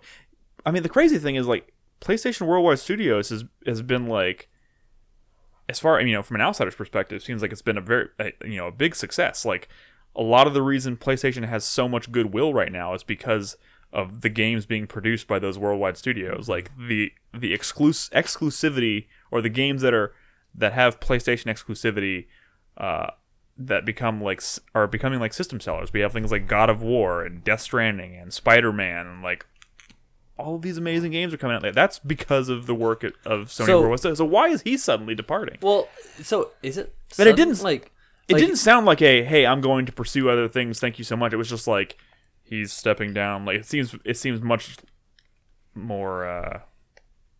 So do you think his position was cut? Like his position eliminated? Yeah. I don't see how it could be. Why? Well, they said they were combining all the regions of Sony Interactive Entertainment worldwide. So there's no longer just SIE Japan, North America, and Europe. Right. They're now just one organization. And so, like when you're flattening out a structure, you get rid of this stuff in the middle, right? So his layer, layer, which is unfortunate. And maybe he was okay with doing that because of what you're saying. Like he had such good success, making the brand of PlayStation so positively looked at as it is today, and now he's ready to move on. Yeah, but usually when that happens, the person stepping down issues a statement saying as much, unless his position was eliminated, right? Yeah. I mean, that could have happened. It definitely could be happening. It's on one hand, it's kind of concerning just because, I'm really, I'm personally very positive and enthused about PlayStation's status right now because they're making a lot of good decisions. Like, there's been so many amazing IPs that have been exclusive to PlayStation for this generation. And this kind of seems to me like maybe it's indicating that we're going to start seeing some changes, or maybe. Well, a lot of people think it's related to PlayStation 5. Yeah, the transition. Mm-hmm. There was word that came out after this that the current designs for the PS5 prototype include a built-in camera. Oh yeah, I saw that. There's been one design doc too that's been floating around. As far as like this is what the PlayStation 5 might look like, and I don't know if you've seen it. It looks fucking weird. But there's no way that's it. Yeah, they're not going to deviate from the design they had for 4 that much. You think? I mean, no. 4 felt like 3 was 3 to 4 is a pretty significant change. 4 to 5, there's no reason to think that wouldn't also be a pretty significant change. Also, I don't think people are very positive about the slant thing. The slanting thing. Yeah, it makes it especially a pain in the ass to like connect wires in the back of that thing. Oh my god! Like blindly. Yeah. Like, Jesus Christ. Yeah, but how many people are like having to do that more than just like once? Me? Yeah, because we're fucking like recording shit and I moved my PlayStation from room to room. I've definitely since I got that PlayStation, I've moved 3 times. So there you go. Yeah. But like most people are just going to stick it in their entertainment center, like right there with Nolan, and it's not going to leave there until they move the damn house. I know, but that doesn't necessarily justify the odd design decision. Like it looks, they went for cool. I mean, it looks cool. They went for a design for the PS4. We're getting off topic here, but they went for a design that's like aesthetically pleasing, and not necessarily. Are we going to see more of that Jim Ryan dude on stage, or do you think they're going to find some new Jim Ryan? Who's Jim Ryan? He's the other guy we've been seeing on stage a lot lately. Let me try to do his voice or something. Yes, can you do that? I'm Jim Ryan. All right, that guy. Yes. No, I think I know who you're talking about. All right. Well, we don't. We'll bring this up again. I assume if we find out more about it. Yoshida.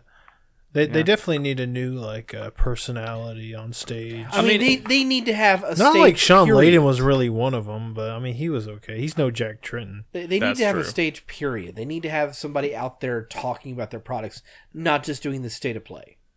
The state of play sucks. But here's the thing: state of play sucks from like a viewer's perspective, right? But from on their side of things, like when they see the size of the audience, if we think it sucks, then it's their problem too. They need to make it better. Yeah. I agree. I agree, but I'm just saying, like, I don't think you're going to see them backpedaling and starting to change their direction back to what we're used to. because no, they won't. because the state of play, even though the presentation has left a lot to be desired, they're still appealing to a much wider audience, and it's like lowest common denominator, I suppose, I guess. But like most people like who watch these things don't think about it or analyze these things the way that we do, right? They don't spend their time thinking about how much state of play suck. They just tune in so they can see what the announcement is and then move on with their life, right? Honestly, I'm like this news in particular. I'm sure it doesn't matter to a lot of people, right? Yeah, that's probably true. We can move on. What's the next news topic? Well, how about this one? Oh yeah. So Brett, I'm assuming this is what you meant. You put this in the doc, and I had to guess what you were talking about. This is He's related. the voice of Reese. Yes. I didn't write it like that. Is your mic on? Is it? Yeah. It is. Sorry. I don't think it is. Get real close. Real close. There we Okay, yeah, just stay close, maybe. Okay. Stay close, Ed. I like that. Staying close. Oh yeah. Yep. Okay, yeah. Yeah, so he's the voice of Reese from Tales from the Borderlands. And he is not the voice of Reese in Borderlands 3. No. So there was some bickering about this, I'd say maybe a year ago, where Troy Baker was like, "Oh, I'm not coming back to Borderlands," and Gearbox is like, well, because you didn't want to, and then Troy Baker's like, well, you didn't even ask me. And it's like it was all this kind of weird back and forth, like bickering between him and like Randy Pitchford, kind of. This was, I don't know how long ago, 6 months, a year ago, whatever. Well, recently, Troy Baker has said that actually it's because they refuse to unionize. No, they refuse to use their they refuse to use union voice actors, the SAG or whatever it's called. Yes. And I think what the deal is, if you're going to use union actors, they all need to be union actors on a project. It's all or nothing. That is true for SAG. I don't know if it's true for the Voice Actors Guild. But I think their union is related to SAG. Yeah. Right. So, but whatever. That's like information that's like would have been relevant, like in the drama that happened, ages and ages ago, or not ages ago, but you know what I mean. But I think the more stupid part of this story, because there wouldn't be a story about Gearbox without them doing something stupid. Whoa! You gotta mute the microphone. Oh, sorry. Yeah, that's what you wanted. Okay. It is that that they put out a fucking comment about like, oh, we like to use local talent, and have them. Like we did for you back in the day before you became famous, or right before you became famous. They made some like snide ass comment that basically they made his career. And this was because Troy Baker was he was the voice of essentially the main character in the Brothers in Arms series, which was like his first real Baker. Yeah, he's the voice of Sergeant Baker. They're sort of an official statement. They've come out and said like, "Hey, we basically made you, bitch," which is like such a stupid fucking thing to say. But I just thought was this an official statement issued by Gearbox, or was it more specific coming from someone like a talking head like Randy Pitchford? The talking head? You mean the CEO, the face Gearbox? of the company? It was an official statement from Gearbox, but I'm sure that's not much different than what Randy Pitchford wants to say. If Randy Pitchford, he would have said the exact same thing. He'd just be doing a magic trick while he was doing it. Oh god. Yeah, I mean, no, they're one and the fucking same. Okay, they're both idiots, and they're one and the same. But whatever, Gearbox. That wasn't the only dumb thing Gearbox did in the past week or whatever. Please fill us in. I can't remember. Well, they settled that lawsuit actually, or one of the lawsuits. They settled that lawsuit like no question asked. They were just like, They said something along because he was Randy Pitchford was in a legal battle with his a lawyer, right? Former lawyer, right? It was either a lawyer and like an accountant. Yeah, and they were like going back and forth with these legal issues all for like the past few months or whatever, and then all of a sudden they were just like, they've settled their differences, they've resolved the issue, and there won't be any further comments on that. And that was that. Yeah, it's like, oh, okay then, all right. Randy Pitchford's kind of a mess. Oh, here's what it was: is they're being sued by the Duke Nukem 3D's composer. Oh, because shit. apparently they re-released that game, but didn't actually get the rights to the music, even though they released it with the music. So yeah, they're being sued for that. He's not just suing Gearbox though; he's also suing Valve. Ooh. because they refused to take it down. yeah, he issued a DMCA and they didn't honor it. Yeah. Like, how do you... You're about to release a game, right? Or re-release a game. You're getting to the point where you're having to go through all these legal processes. You are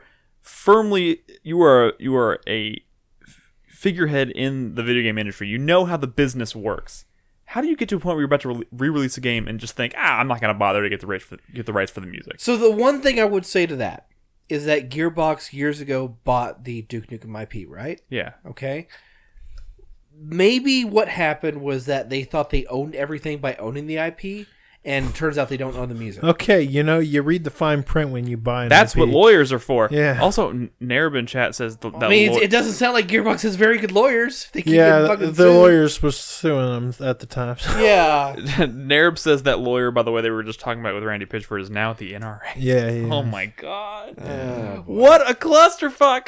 Ah. Anyways, let's move on. Jesus Christ, what a disaster zone. What's wrong with the NRA, Nick? They fucking You suck. want to take my guns? Yes. Next news topic. Another sad news topic. Oh, right. So Oh, yeah. AlphaDream, the company that develops the Mario and Luigi RPG series specifically for Nintendo, has filed for bankruptcy. I think they more than filed for bankruptcy. I think they're officially. I think they let everyone go. I think they're done. for ultra bankruptcy.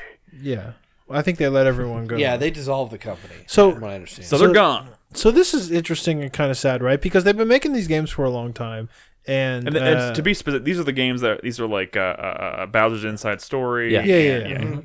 Which are a lot of these games Great are games. quite loved, and definitely you see it as part of like Nintendo's library, right? This relationship between Nintendo and AlphaDream is kind of reminiscent of maybe what we saw with Nintendo and the guy who did Crypt of the Necrodancer, right? Where it's like a third party developing it's with different than that, IP. man. It's different than that. Like Mario RPGs have been a part of like Nintendo's like history going all the way back to the Super Nintendo. Yeah. And AlphaDream has been doing these for a long time. These are well reviewed first party games, right? Okay. Yeah. And they're done though, right? It's newsworthy, obviously, because it's very sad. But I also think it's really interesting because it shows that even if you're like really having in with Nintendo, that doesn't mean they're gonna necessarily bankroll your next project, right? And if something like this that has this many entries could still kill a company. What does that mean for like Platinum Games, right? Because people have thought about Platinum Games as like, well, Nintendo kind of like funds all these projects for them that that's kind of like they haven't made, right? Because they always have Nintendo to like fund a project. We've assumed they're safe. Exactly. That's what I'm getting at. We've assumed they're safe because Nintendo has all this money, right? Yeah. Well, then why is AlphaDream like filing for bankruptcy? Who knows? Well, I would say that AlphaDream was dedicated to a single platform, whereas Platinum, they'll make a game for anybody and release it on any platform. Well, sure. True. But there are definitely differences. There's a time, I mean, even now, where you think that like a lot of their income is coming from these Nintendo projects. But I mean, how did Astral Chain do? I don't know, but how well did Nier Automata do? I know, but do you remember what happened before Nier Automata? They said like, if this thing isn't a success, we're pretty much can't survive this. Yeah. And it just so happened that a goddamn Nier game was a big success. But it sounds more like Hearing they're surviving from project to project, and if Nintendo cuts them off, then that could be really bad news. Hearing Platinum Games say, if our next game is a failure, we're fucked, and then knowing that, oh, they're making a Nier game. Yeah. Well, great. Yeah.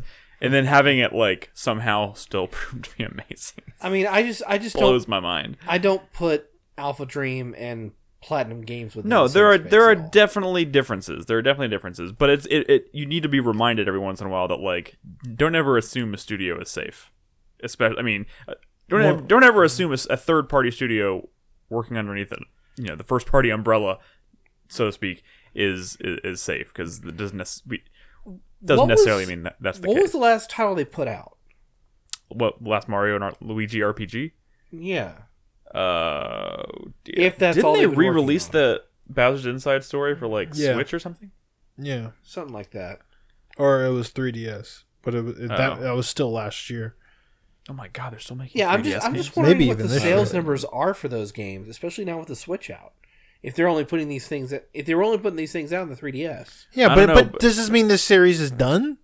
No, I mean, one thing we know is that the IP, the Mario and Luigi RPG, I don't even know how that IP, quote unquote, is classified, considering it doesn't have really a consistent naming scheme all the way through. But that IP has reverted back to Nintendo. It could just sit there, and they may never do anything with it again. But I mean, I think that's realistic. It could be cool to see like a first-party Nintendo studio, like an internal studio, take a stab at a Mario and Luigi RPG. That could be cool. I think Intelligent Systems worked on the Paper Mario games. But don't you want them to be making another fucking Fire Emblem? Yeah. No, what's not? Advance Wars. There we go.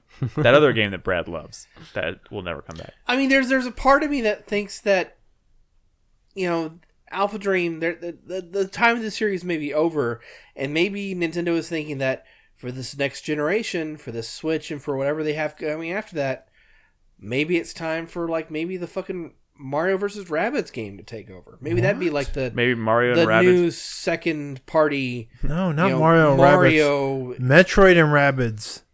Zelda and Rabbids. Come on, No, there's so but, much potential. but I think what he's saying is that like this Nintendo property and Rabbids could become like the next take over, become like the next big partnership IP. You know what I mean?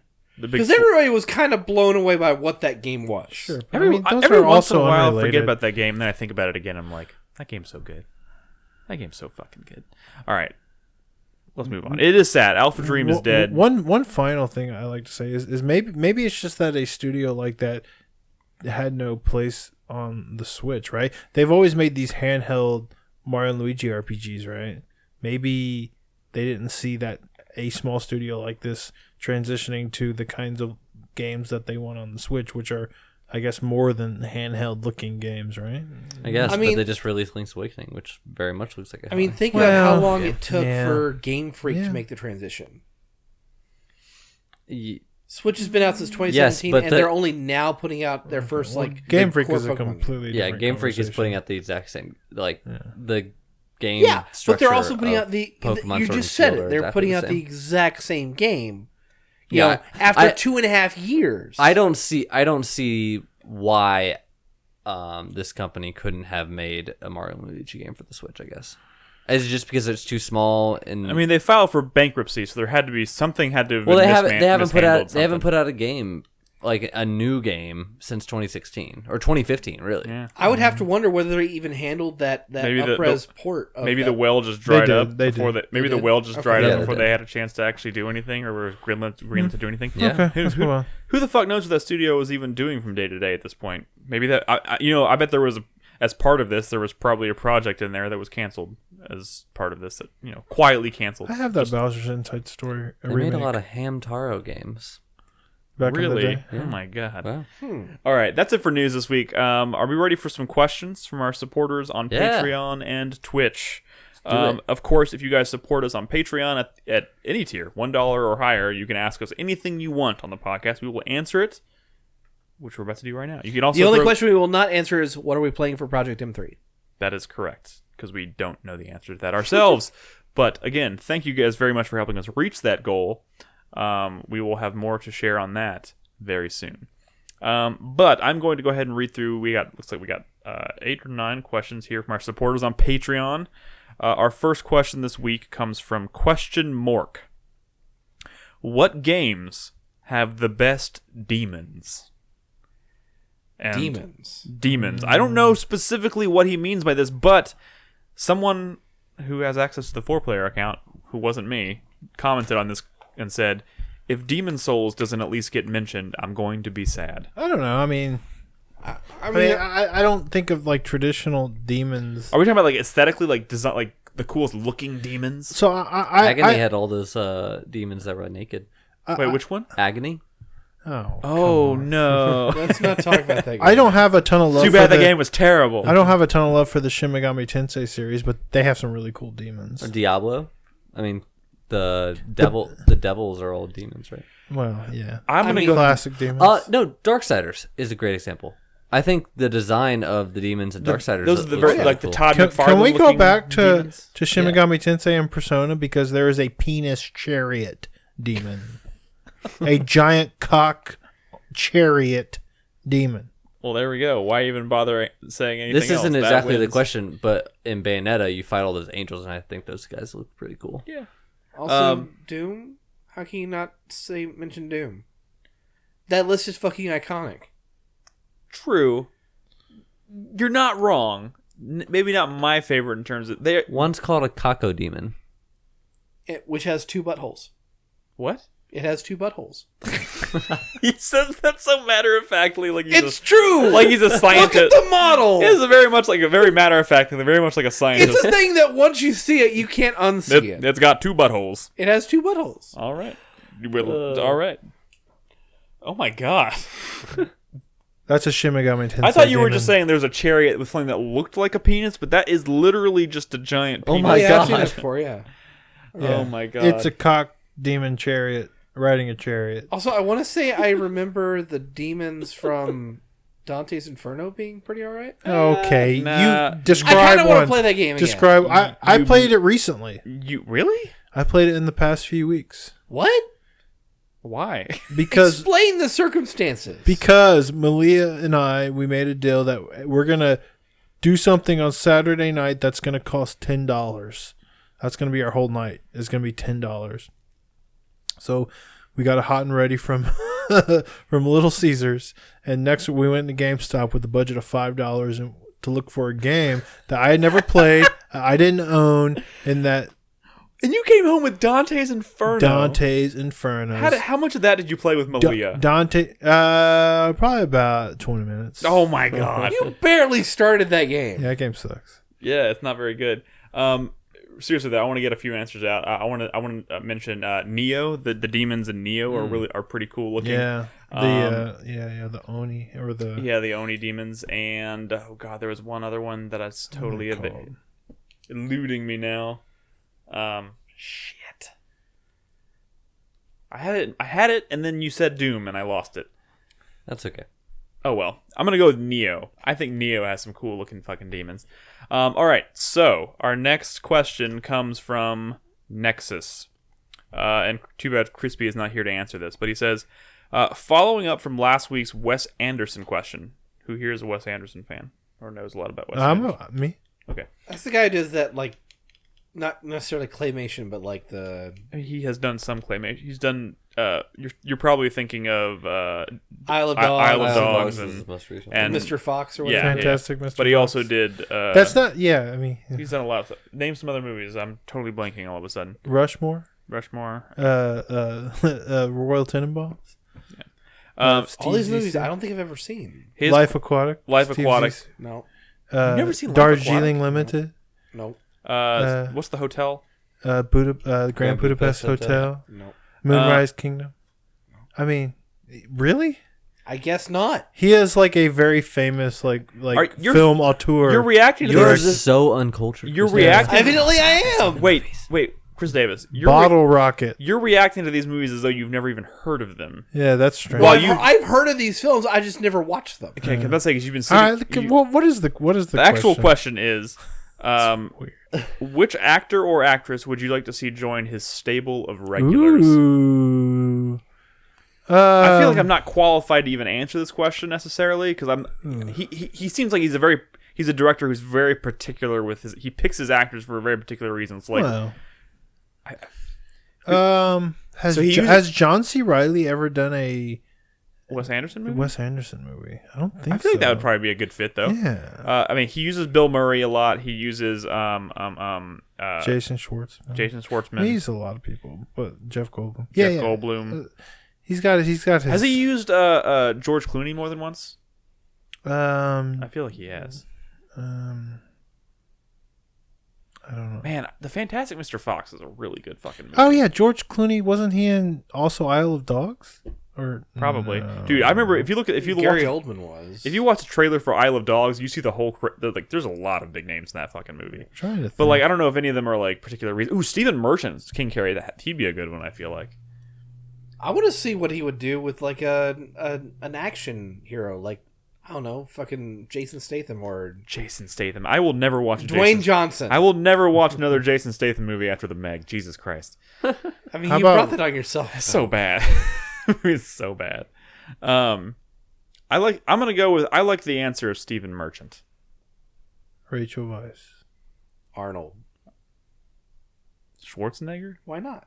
We are talking about series. Who you want to see him make a regular in his movies, not do one. He's movie, never even not a- seen a movie from You're right. this. You're I'm not not- qualified. He has no idea that would be very strange. Next question from Thorax says, out of toilet paper or paper towels, which one of the two can you, or out of toilet paper or paper towels, which one of the two can you live without? For me, toilet paper. It's easier to substitute paper towels for toilet paper than vice versa. What? I No. just use like Kleenex for toilet paper if I run out. Oh God. No. How about stop killing trees and don't use either? What? Yeah, just shake and bake. Okay. That's not what that means. Oh. Okay. What? Answer, Brad. I can live without paper towels. That's my answer. No, you gotta wipe, Brad. Use the shells. Using Kleenex or using paper towels is horrible. You don't know how to use the 3 shells? Damn, Zlayde almost beat me, but I beat his ass. What are the 3 shells? Really? You don't know about the 3 shells? You need to watch Demolition Man. What are the 3 shells? Exactly. Just All right. So, what's your answer? Which one can you live without? Toilet paper or paper towels? I feel like I could live without toilet paper because I agree. Paper towels. You wouldn't mind. I mean, it might be a little rough wiping your ass with a paper towel. You can just But, use like, Kleenex. Kleenex exists in this world. That's what I'm saying. There's much less chance of your What is this guy over here? Dude, what the fuck, man? dude. If you wipe your ass with a Kleenex, your finger's gonna go right through it. Exactly. No, get some sturdy Kleenex. Then you get a nice surprise. Do you know what sturdy Kleenex is called? Paper towels. Just bunch it and wipe. First of all, bunching is never You the can answer. even get the kinds with lotion. It's true. He's right. Puffs. You can get those. You can. This is coming from the man who considers single ply the gold standard for toilet paper. Like you consider double ply to be a luxury for the rich. Oh my god. Why are you killing trees? Because I gotta wipe my ass. Use leaves; they grow back. I hope this is one of those situations where someone's listening to our show live and like it's quiet for a second and then like their dad or their mom walks in the room and just hears because I've got to wipe my ass and then it's just like, all right, I'm leaving now.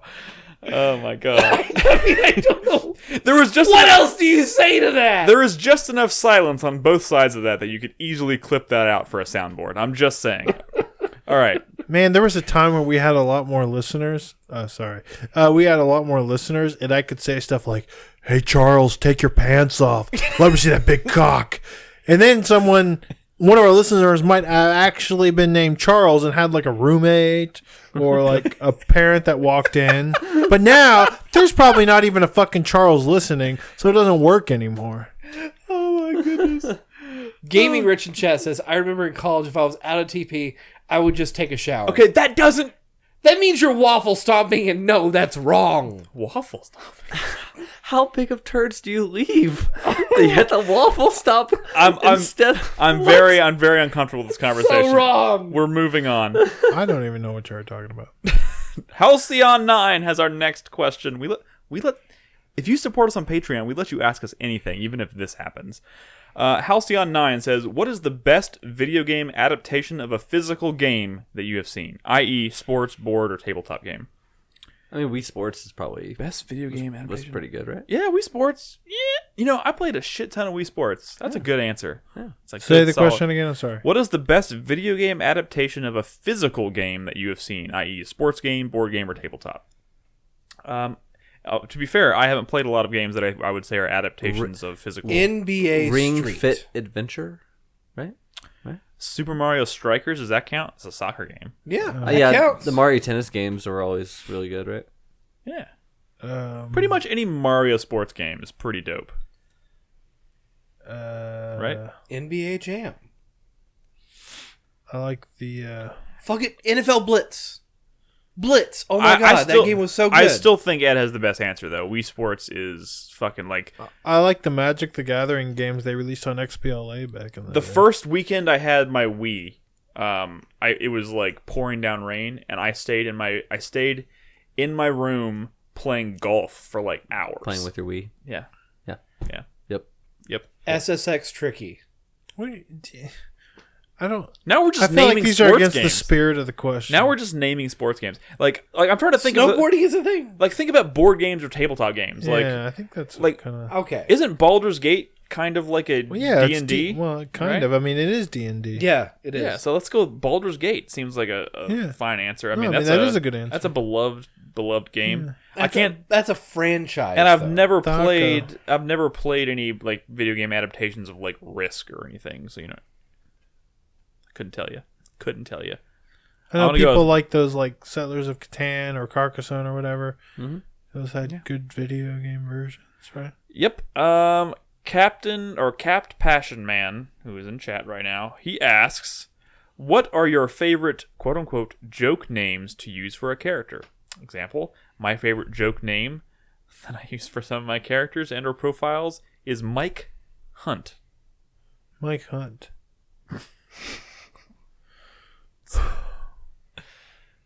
I don't get it. Mike Hunt? Jesus Christ. Oh my god. I don't get it. Well, I'm our gonna be stream just honest, got demonetized. I don't do that. It's been a long time since I've done that. I use whatever the actual default name is of the character every time. Every time I play Zelda, it's Link. I do enjoy like Mike Hunt. The pictures of people like calling Link like bitch or whatever. Yeah. And then I prefer bro. yeah, sure. But then Bro works Zelda really well. goes like, bitch, you need to save me. That's good. I just never bring myself because it takes me out of the experience. I like to be immersed. I named my horse Zelda in Breath of the Wild. That's So you not, could ride her all that's day. not in the spirit of the question, but I get it. What was the question? All right, next question. Sorry, I wish I had a better answer for you. I just don't. Oh yeah, I don't do that. I don't really do that either. I see what you're saying. Good nickname. Yeah, like just a joke name that Like when you fill in a character's name, something that's funny. There's a really good one right there. Mike Hawk. I like Mike Roch. Yeah. Mike Roch. There we go. Whose last name is Roch? Mr. Green Toast asks, with the start of the spooky month of October, I wanted to ask what sorts of decorations do you love the best, or hang up, or set out for Halloween? I suppose. Well, I have a string of orange like Christmas lights, kind of. We put them over our mantle, over our fireplace, and at night they have those lit. It's pretty spooky and atmospheric. I like that. It's pretty cool. So you really go all out. Robin really loves putting up Halloween decorations. It was October, and she like as soon as it was October, was busting out kind of stuff. That was a joke. Y'all do more than just the orange lights. Yeah, like I wish I could, but it's we got Henry would just fuck with it. All. little jack-o'-lantern things hanging all over the place, and Yeah, I mean the fall wreath that goes on the door outside the front door of the house. Halloween is the best holiday, and October's the best month, right? So makes sense. Yes. Did you decide on a costume, by the way? Objectively speaking, that is correct. Did you decide on a costume? He's gonna. Well, we got a Buzz Lightyear, but we tried it on, and he kept wanting to like yank all. I mean, I don't know if this kid can wear costumes at all. It's weird. One day. I like King Carrie's idea. Unleash a live bat in the apartment. That's spooky. Yes. I mean, we know where to get some. Yeah, we do. Well, don't touch those. They might have rabies. Any other answers for this question? You sound like you love Halloween, Brad. Why you don't have anything? Oh, I guess No. We usually do decorations, but now we don't have a lot of room for decorations because we don't have a lot of like surfaces to put it on because we have a 2-year-old. Okay, what do you want from us? Well, like we're talking not just inside but outside decorations too. Oh no, I don't do outside decorations, dude. Oh my god, I went to a birthday party a few weeks ago, right? And I think I mentioned this before, but the guy whose birthday it was loves horror movies, so his girlfriend went all out and like made him like a horror themed birthday party. So there was all kinds of like treats and stuff and like lights and fog machines and stuff. And I shit you not, we walked into this house that I'd never been in before, and in the backyard, right outside of the back window, they had this thing. It was a man hanging from a tree by his like wrists that was like ripped in half. It was like a zombie, right? It was like ripped in half, and he like moves around and like yells and screams, and like they had like strobe lights hitting him and shit. And I shit you not, I walked in there, I thought they legit hired someone to like hang in the backyard from this thing. It scared the shit out of everyone that walked in the house. I was like, that is some seriously cool shit. If you put that in someone in your front yard, you will probably get complaints from the neighbors saying it's too much. It was pretty cool. I wish I had that, I guess is what I'm saying, but I don't.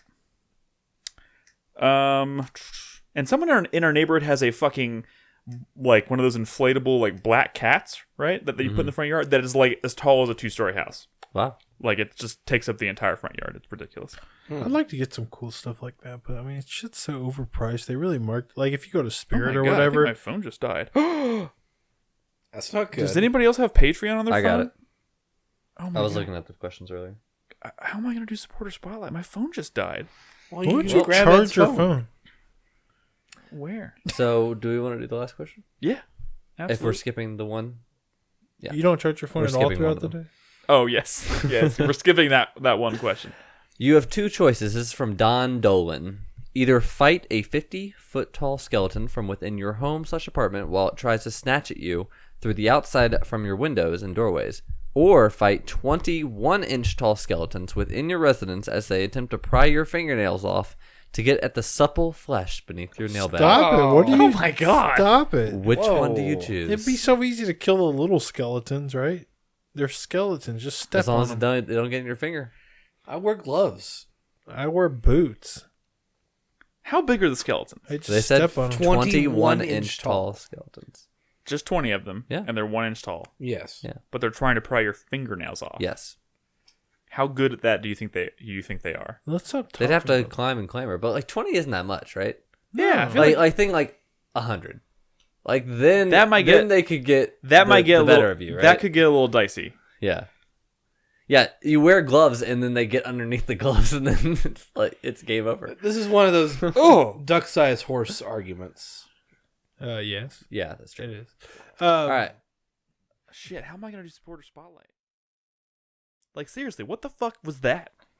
My phone was not close to dead, according to the official Yeah, but indicator you- on the phone. I mean, you never have those instances where for some reason your phone starts draining really fast because it's doing something weird it's probably not supposed to, and you're like, what the fuck's happening? All right, let me just That say, happens to me occasionally. welcome back to the show. I apologize that we had some minor technical difficulties there. I'm going to do the supporter spotlight in a minute, and then we'll wrap up the 4-player minute. I want to say, Villasaurus Rex, you're 22 and you still love dressing up for Halloween. You're 22. Give it time. You're 22. You're just You're- fresh out of college. You are so young. I like dressing up for Halloween, but this year we're choosing not to save money. I'm just Just kidding. Henry. It's not that I just like I don't, on Halloween, like, my neighborhood isn't necessarily the best. I live right next to an elementary school, so it's just like a bunch of like very, very Don't you young want to go kids downtown with me on Halloween night, Nick? Maybe You want to go to 6th Street? It's a Yeah. Thursday. you're Are gonna go you to Dirty insane? Six. Yeah. We're going to Dirty Six on 6th Street. On Yeah. Halloween. It's been a while since Yeah, I've done that. That'll be great. It's a shit show on. My on wife's taking Halloween. the next day off, so I hope you got life insurance. I have that Friday off as well. You want to come to 6th Street? Me? Yeah. Oh, no. For a second, I was like, "Why is he saying this? Is he volunteering to go to 6th Street?" No. Because if he fuck is, no. we absolutely need to take advantage of that. I'm probably going to stay up and watch spooky movies. My God, I can't get my. It's all right. I mean, Wendell will forgive you. We could do it next week. Well, what's the... I feel bad. What was it? His top 5 games of all time? His number 1 is Final Fantasy XIV Shadowbringers. You know, it's really awkward playing Monster Hunter with this dude because I know he'd rather be playing Final Fantasy XIV, and it makes me sad. All right. I could tell it in his voice when we're trying to hunt. All right, then how about this? I am so sorry, Wendell, I do apologize, but we're going to have to do your supporter spotlight next week. And you can totally blame me and my phone. I'm so sorry. Because I have no idea when I'm actually going to have access to my phone again. So let's wrap up the maybe show you with the should share 4-player that minute. doc for redundancy. Yes. Yeah, maybe I should. Maybe I should. You're right. Maybe I totally should. I will do that tonight. I will share it with all of you. There's one question. Who has Discord pull up? There's a question on the supporters channel from someone in Discord, and it had something to do with Halloween costumes. What is the worst costume any of you guys have worn for Halloween from Ultima Inferno? Well, if David was here, I know exactly what he would be saying. So I was once convinced to dress up as Prince Charming for Halloween. Nice. It was not good. Well, I'm sure it was fine. I felt very knowing David self-conscious was about his it. thing involving drag? No. What? No, Really? I was Prince Charming. My girlfriend was Snow White. Why is that such a bad costume? I mean, it was just cheesy as hell. Cheesy couple Just costume. it was a very couples cheesy costume? couple's costume. Yeah. Yeah. So that's probably my least favorite one. Yeah.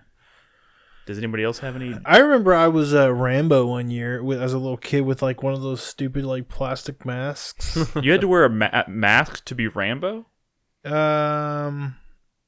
It's just a dude. Yeah, but I remember I have an old picture of I had the plastic mask, like with the little shitty rubber band thing on it.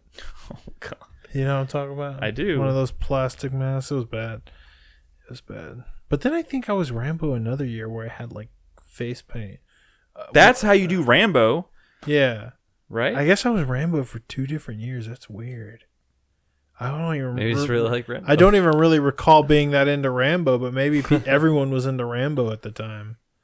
I almost went and saw that Rambo movie, Ooh, I don't. and then it got really bad reviews, so I decided to go Yeah. see Hustlers instead. Yeah. How was that? Pretty good. Any bad costumes over there y'all want to share? No. You've been proud of each and every costume you've ever worn. I remember. can't I'm having remember a lot trouble of them. remembering. I remember one year I was like where Scream one year or something like that. Scream. I've done that once or twice. I remember one year. It wasn't my costume. It was my older brother. He was like, I don't know, like 16 at the time or something.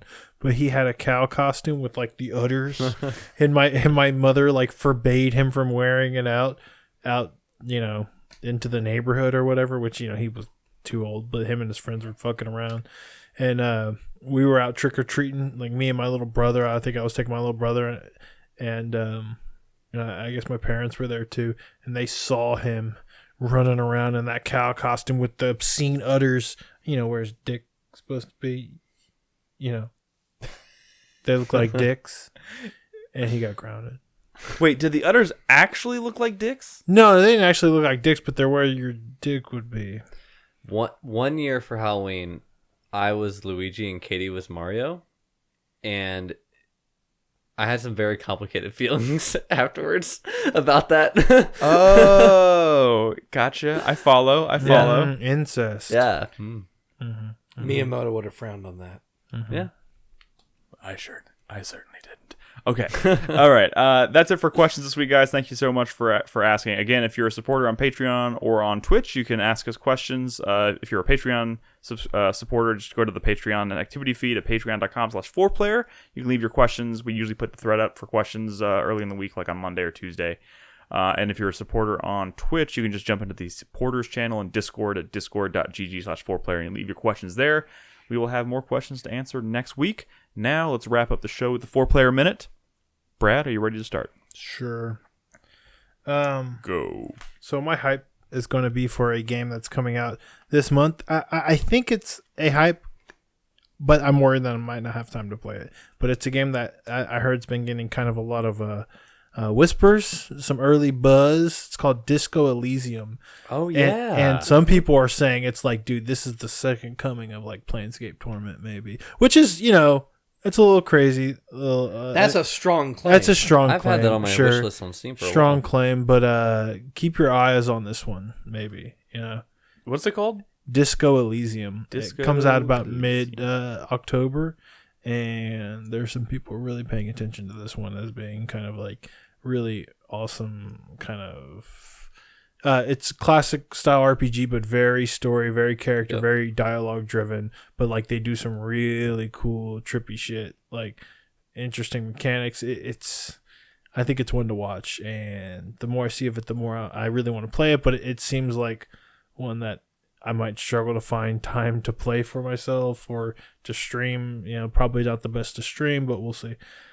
My sweat though, and this is kind of crazy. So a lot of the games I've been playing this year is I've sort of put down, and I'm like, well, I'm gonna come back to this when I have like some real time to just kind of like play this game, right? Mm-hmm. Which has been tough.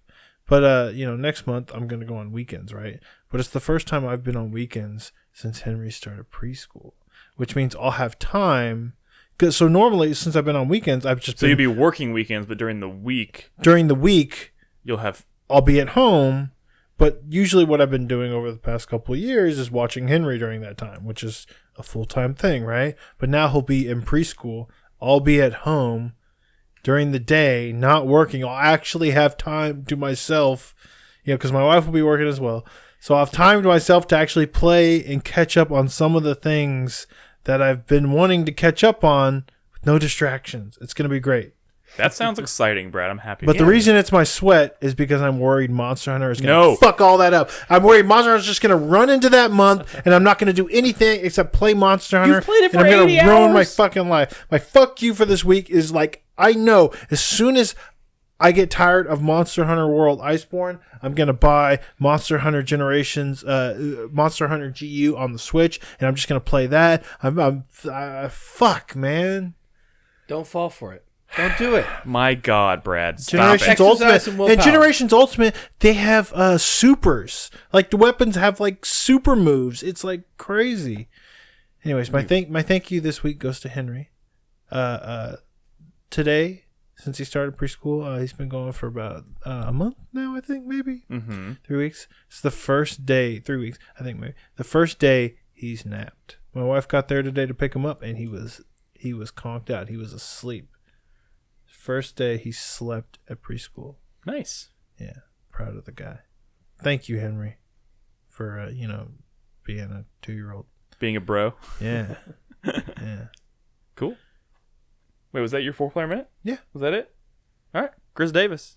All right. I guess my first type is for Doom Eternal. It's coming out in November, right? Yep. Yeah, I think it's November just about to 22nd. go gold as well.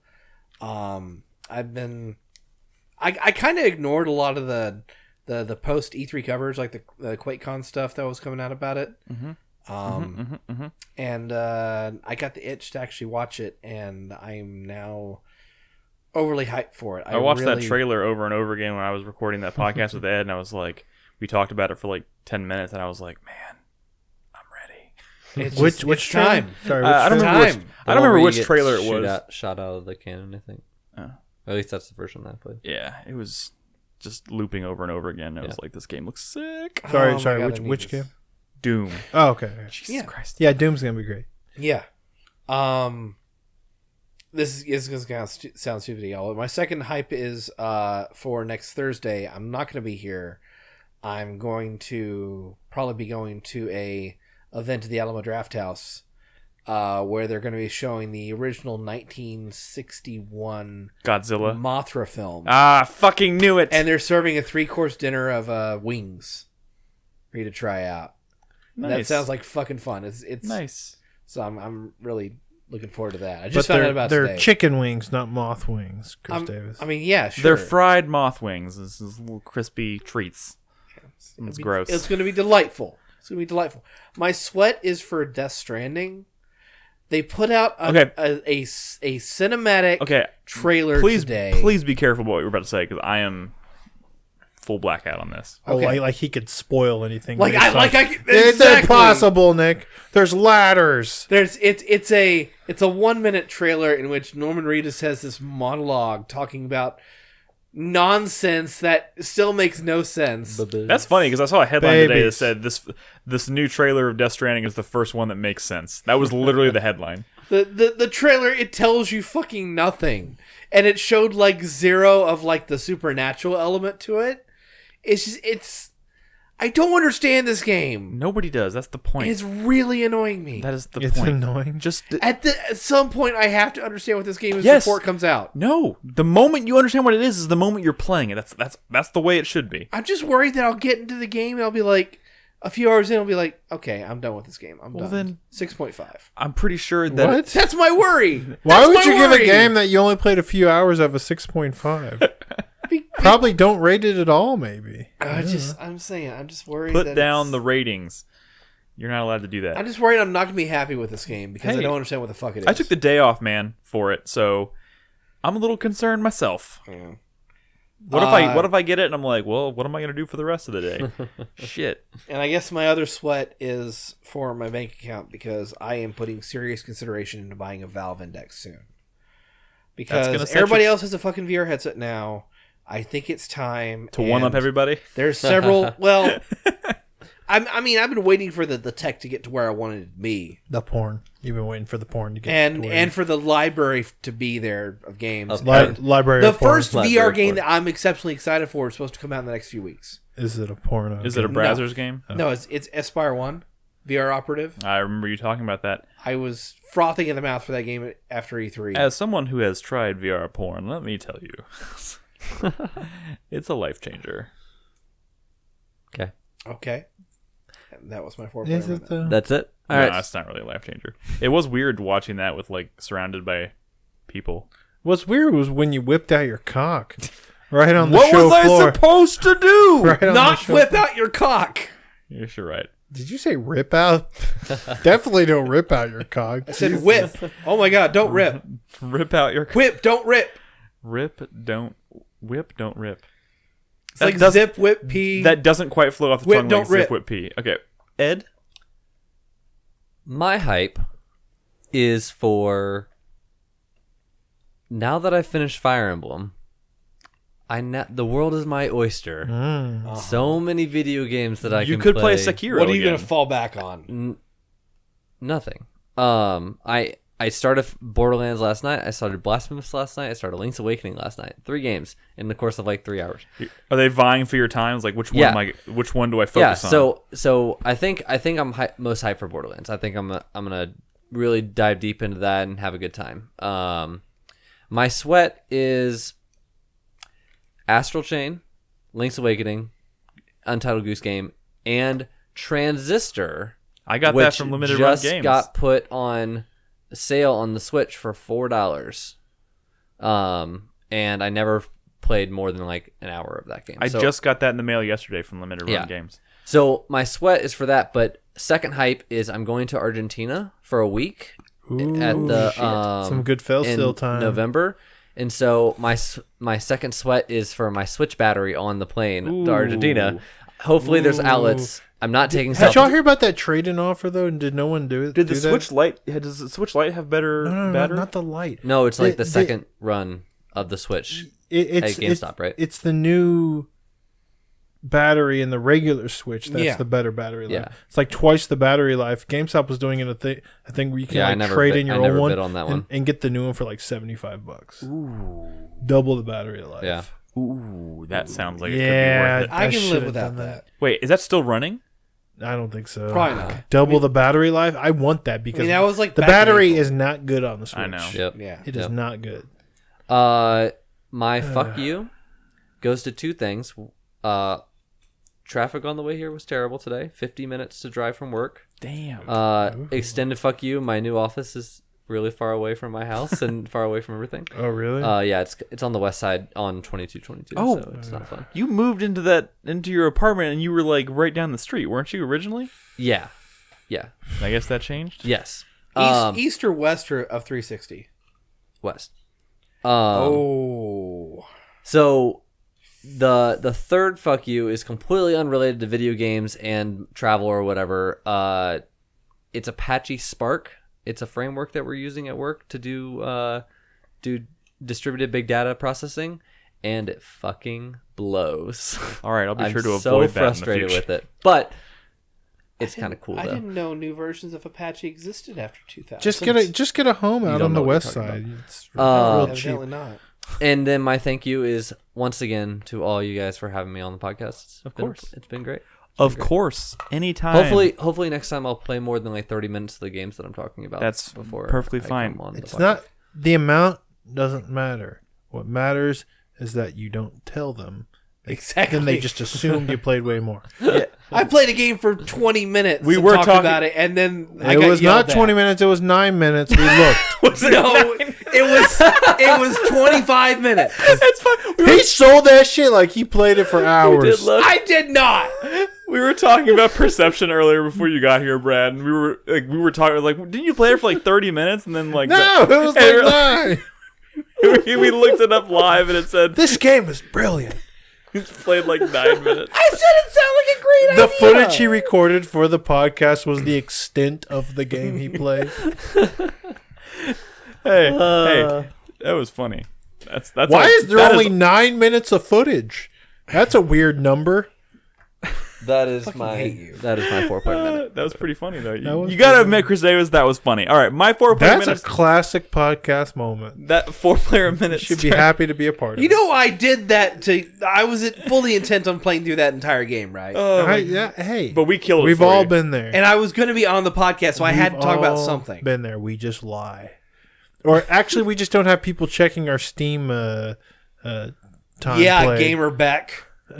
Hey, I'm gonna do my 4-player minute now, completely blind without my phone, and I have no idea what I'm gonna. So I'm Well, gonna, by the time you're done, your phone might be ready to turn on. my hype this week is for Fear.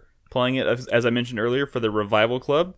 That game is fun. It's very, very fun. I'm loving it. It's a little spooky too at times. It's spooky. The spookiness has just started to ramp up a little bit.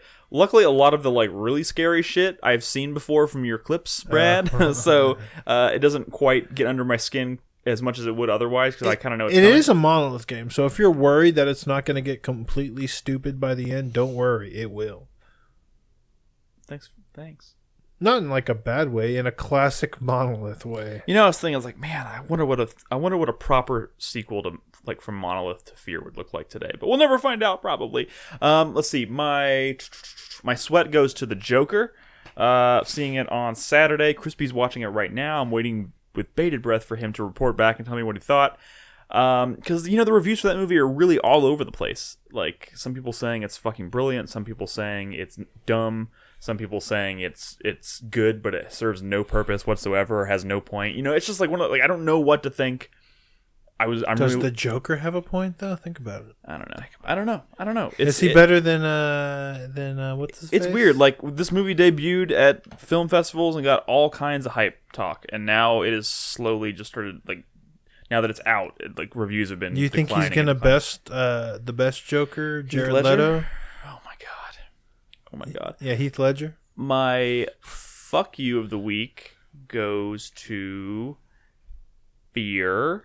Trying to get that thing running properly on my PC was an absolute nightmare. But I will say it was probably worth it because I played it for about 2.5 hours the other night after it started running properly, and I had a blast. And I'm really looking forward to playing more of it. I will be streaming it again on Sunday night, so tune in for that. It's going to be fun. And of course, as a reminder, Revival Club, discord.gg/4player. Jump in there. We'll talk. We have a dedicated channel for Fear. If you want to talk shop, come hang out. And my thank you of the week goes to Self Torment, who found the forum post that got Fear running for me. After hours of trying to troubleshoot the whole issue, he found the device manager issue that was affecting other people, and I did that, and it worked like a charm. So. But what was the fix? To disable you had to go into the device manager and disable all of the HID peripherals, which are human interface devices, which in this case was my Xbox controller. So I popped back in and I'm using a mouse and keyboard. The only reason I didn't use a mouse keyboard from the get-go is because I'm not sitting at a desk. My room is not conducive to using a mouse and keyboard. But luckily I found something that I could pull up next to my chair that was kind of at the right height so I could use my mouse. Carlos was so proud of you. Oh my god! Cool. I'm just glad it's running because I'm loving the game and I just wanted it to run. I was like, there's no reason this 15-year-old game should have any trouble running on my PC, but it was a nightmare trying to get it to where it needs to be. But now it's beautiful. I forgot. My thank you of the week is to you, Nick. for letting me use your old iPhone so I could try some Apple Arcade stuff. I had to. Specifically, Grindstone from Cappy. I had to carry over all my passwords from that phone and then factory reset it and then wipe it down because it was in a case. I still know how to access the dick pics. They're buried in there somewhere. Anyways, I'm gonna take it to the Geek Squad. They're gonna find the dicks. My fuck you this week also goes to my phone for shutting off and forcing me to postpone Windolph's supporter spotlight. I will be sure to read your responses next week. I'm so sorry. But anyways, thank you guys so much for listening to the show. Ed, thank you for being here. I know you had to drive a ways, but it's always a pleasure having you here. We love talking about video games. Do you not want to try to turn on your phone? Squeeze it in real quick, or does it take too long to boot up, or what? It's not even on. Yeah. Sorry, my phone. I don't even know if it's charging, to be totally honest. Anyways, guys, thank you so much for watching. 4playernetwork.com is the website. You can find all of our podcasts there. You can watch the stream weekly on 4pp.tv. And, of course, if you want to jump into our Patreon or support us on Patreon, it's patreon.com/4player. Reminder, we did hit our goal for our next Project M. Let's keep that momentum going. We're going to work towards our next goal of 175 patrons. We'll do another themed month. And in the meantime, we're going to start talking about and planning our next Project M, which will be sometime in December. So we really appreciate the support, guys. And we will see you next week for another episode. Good night. Good night.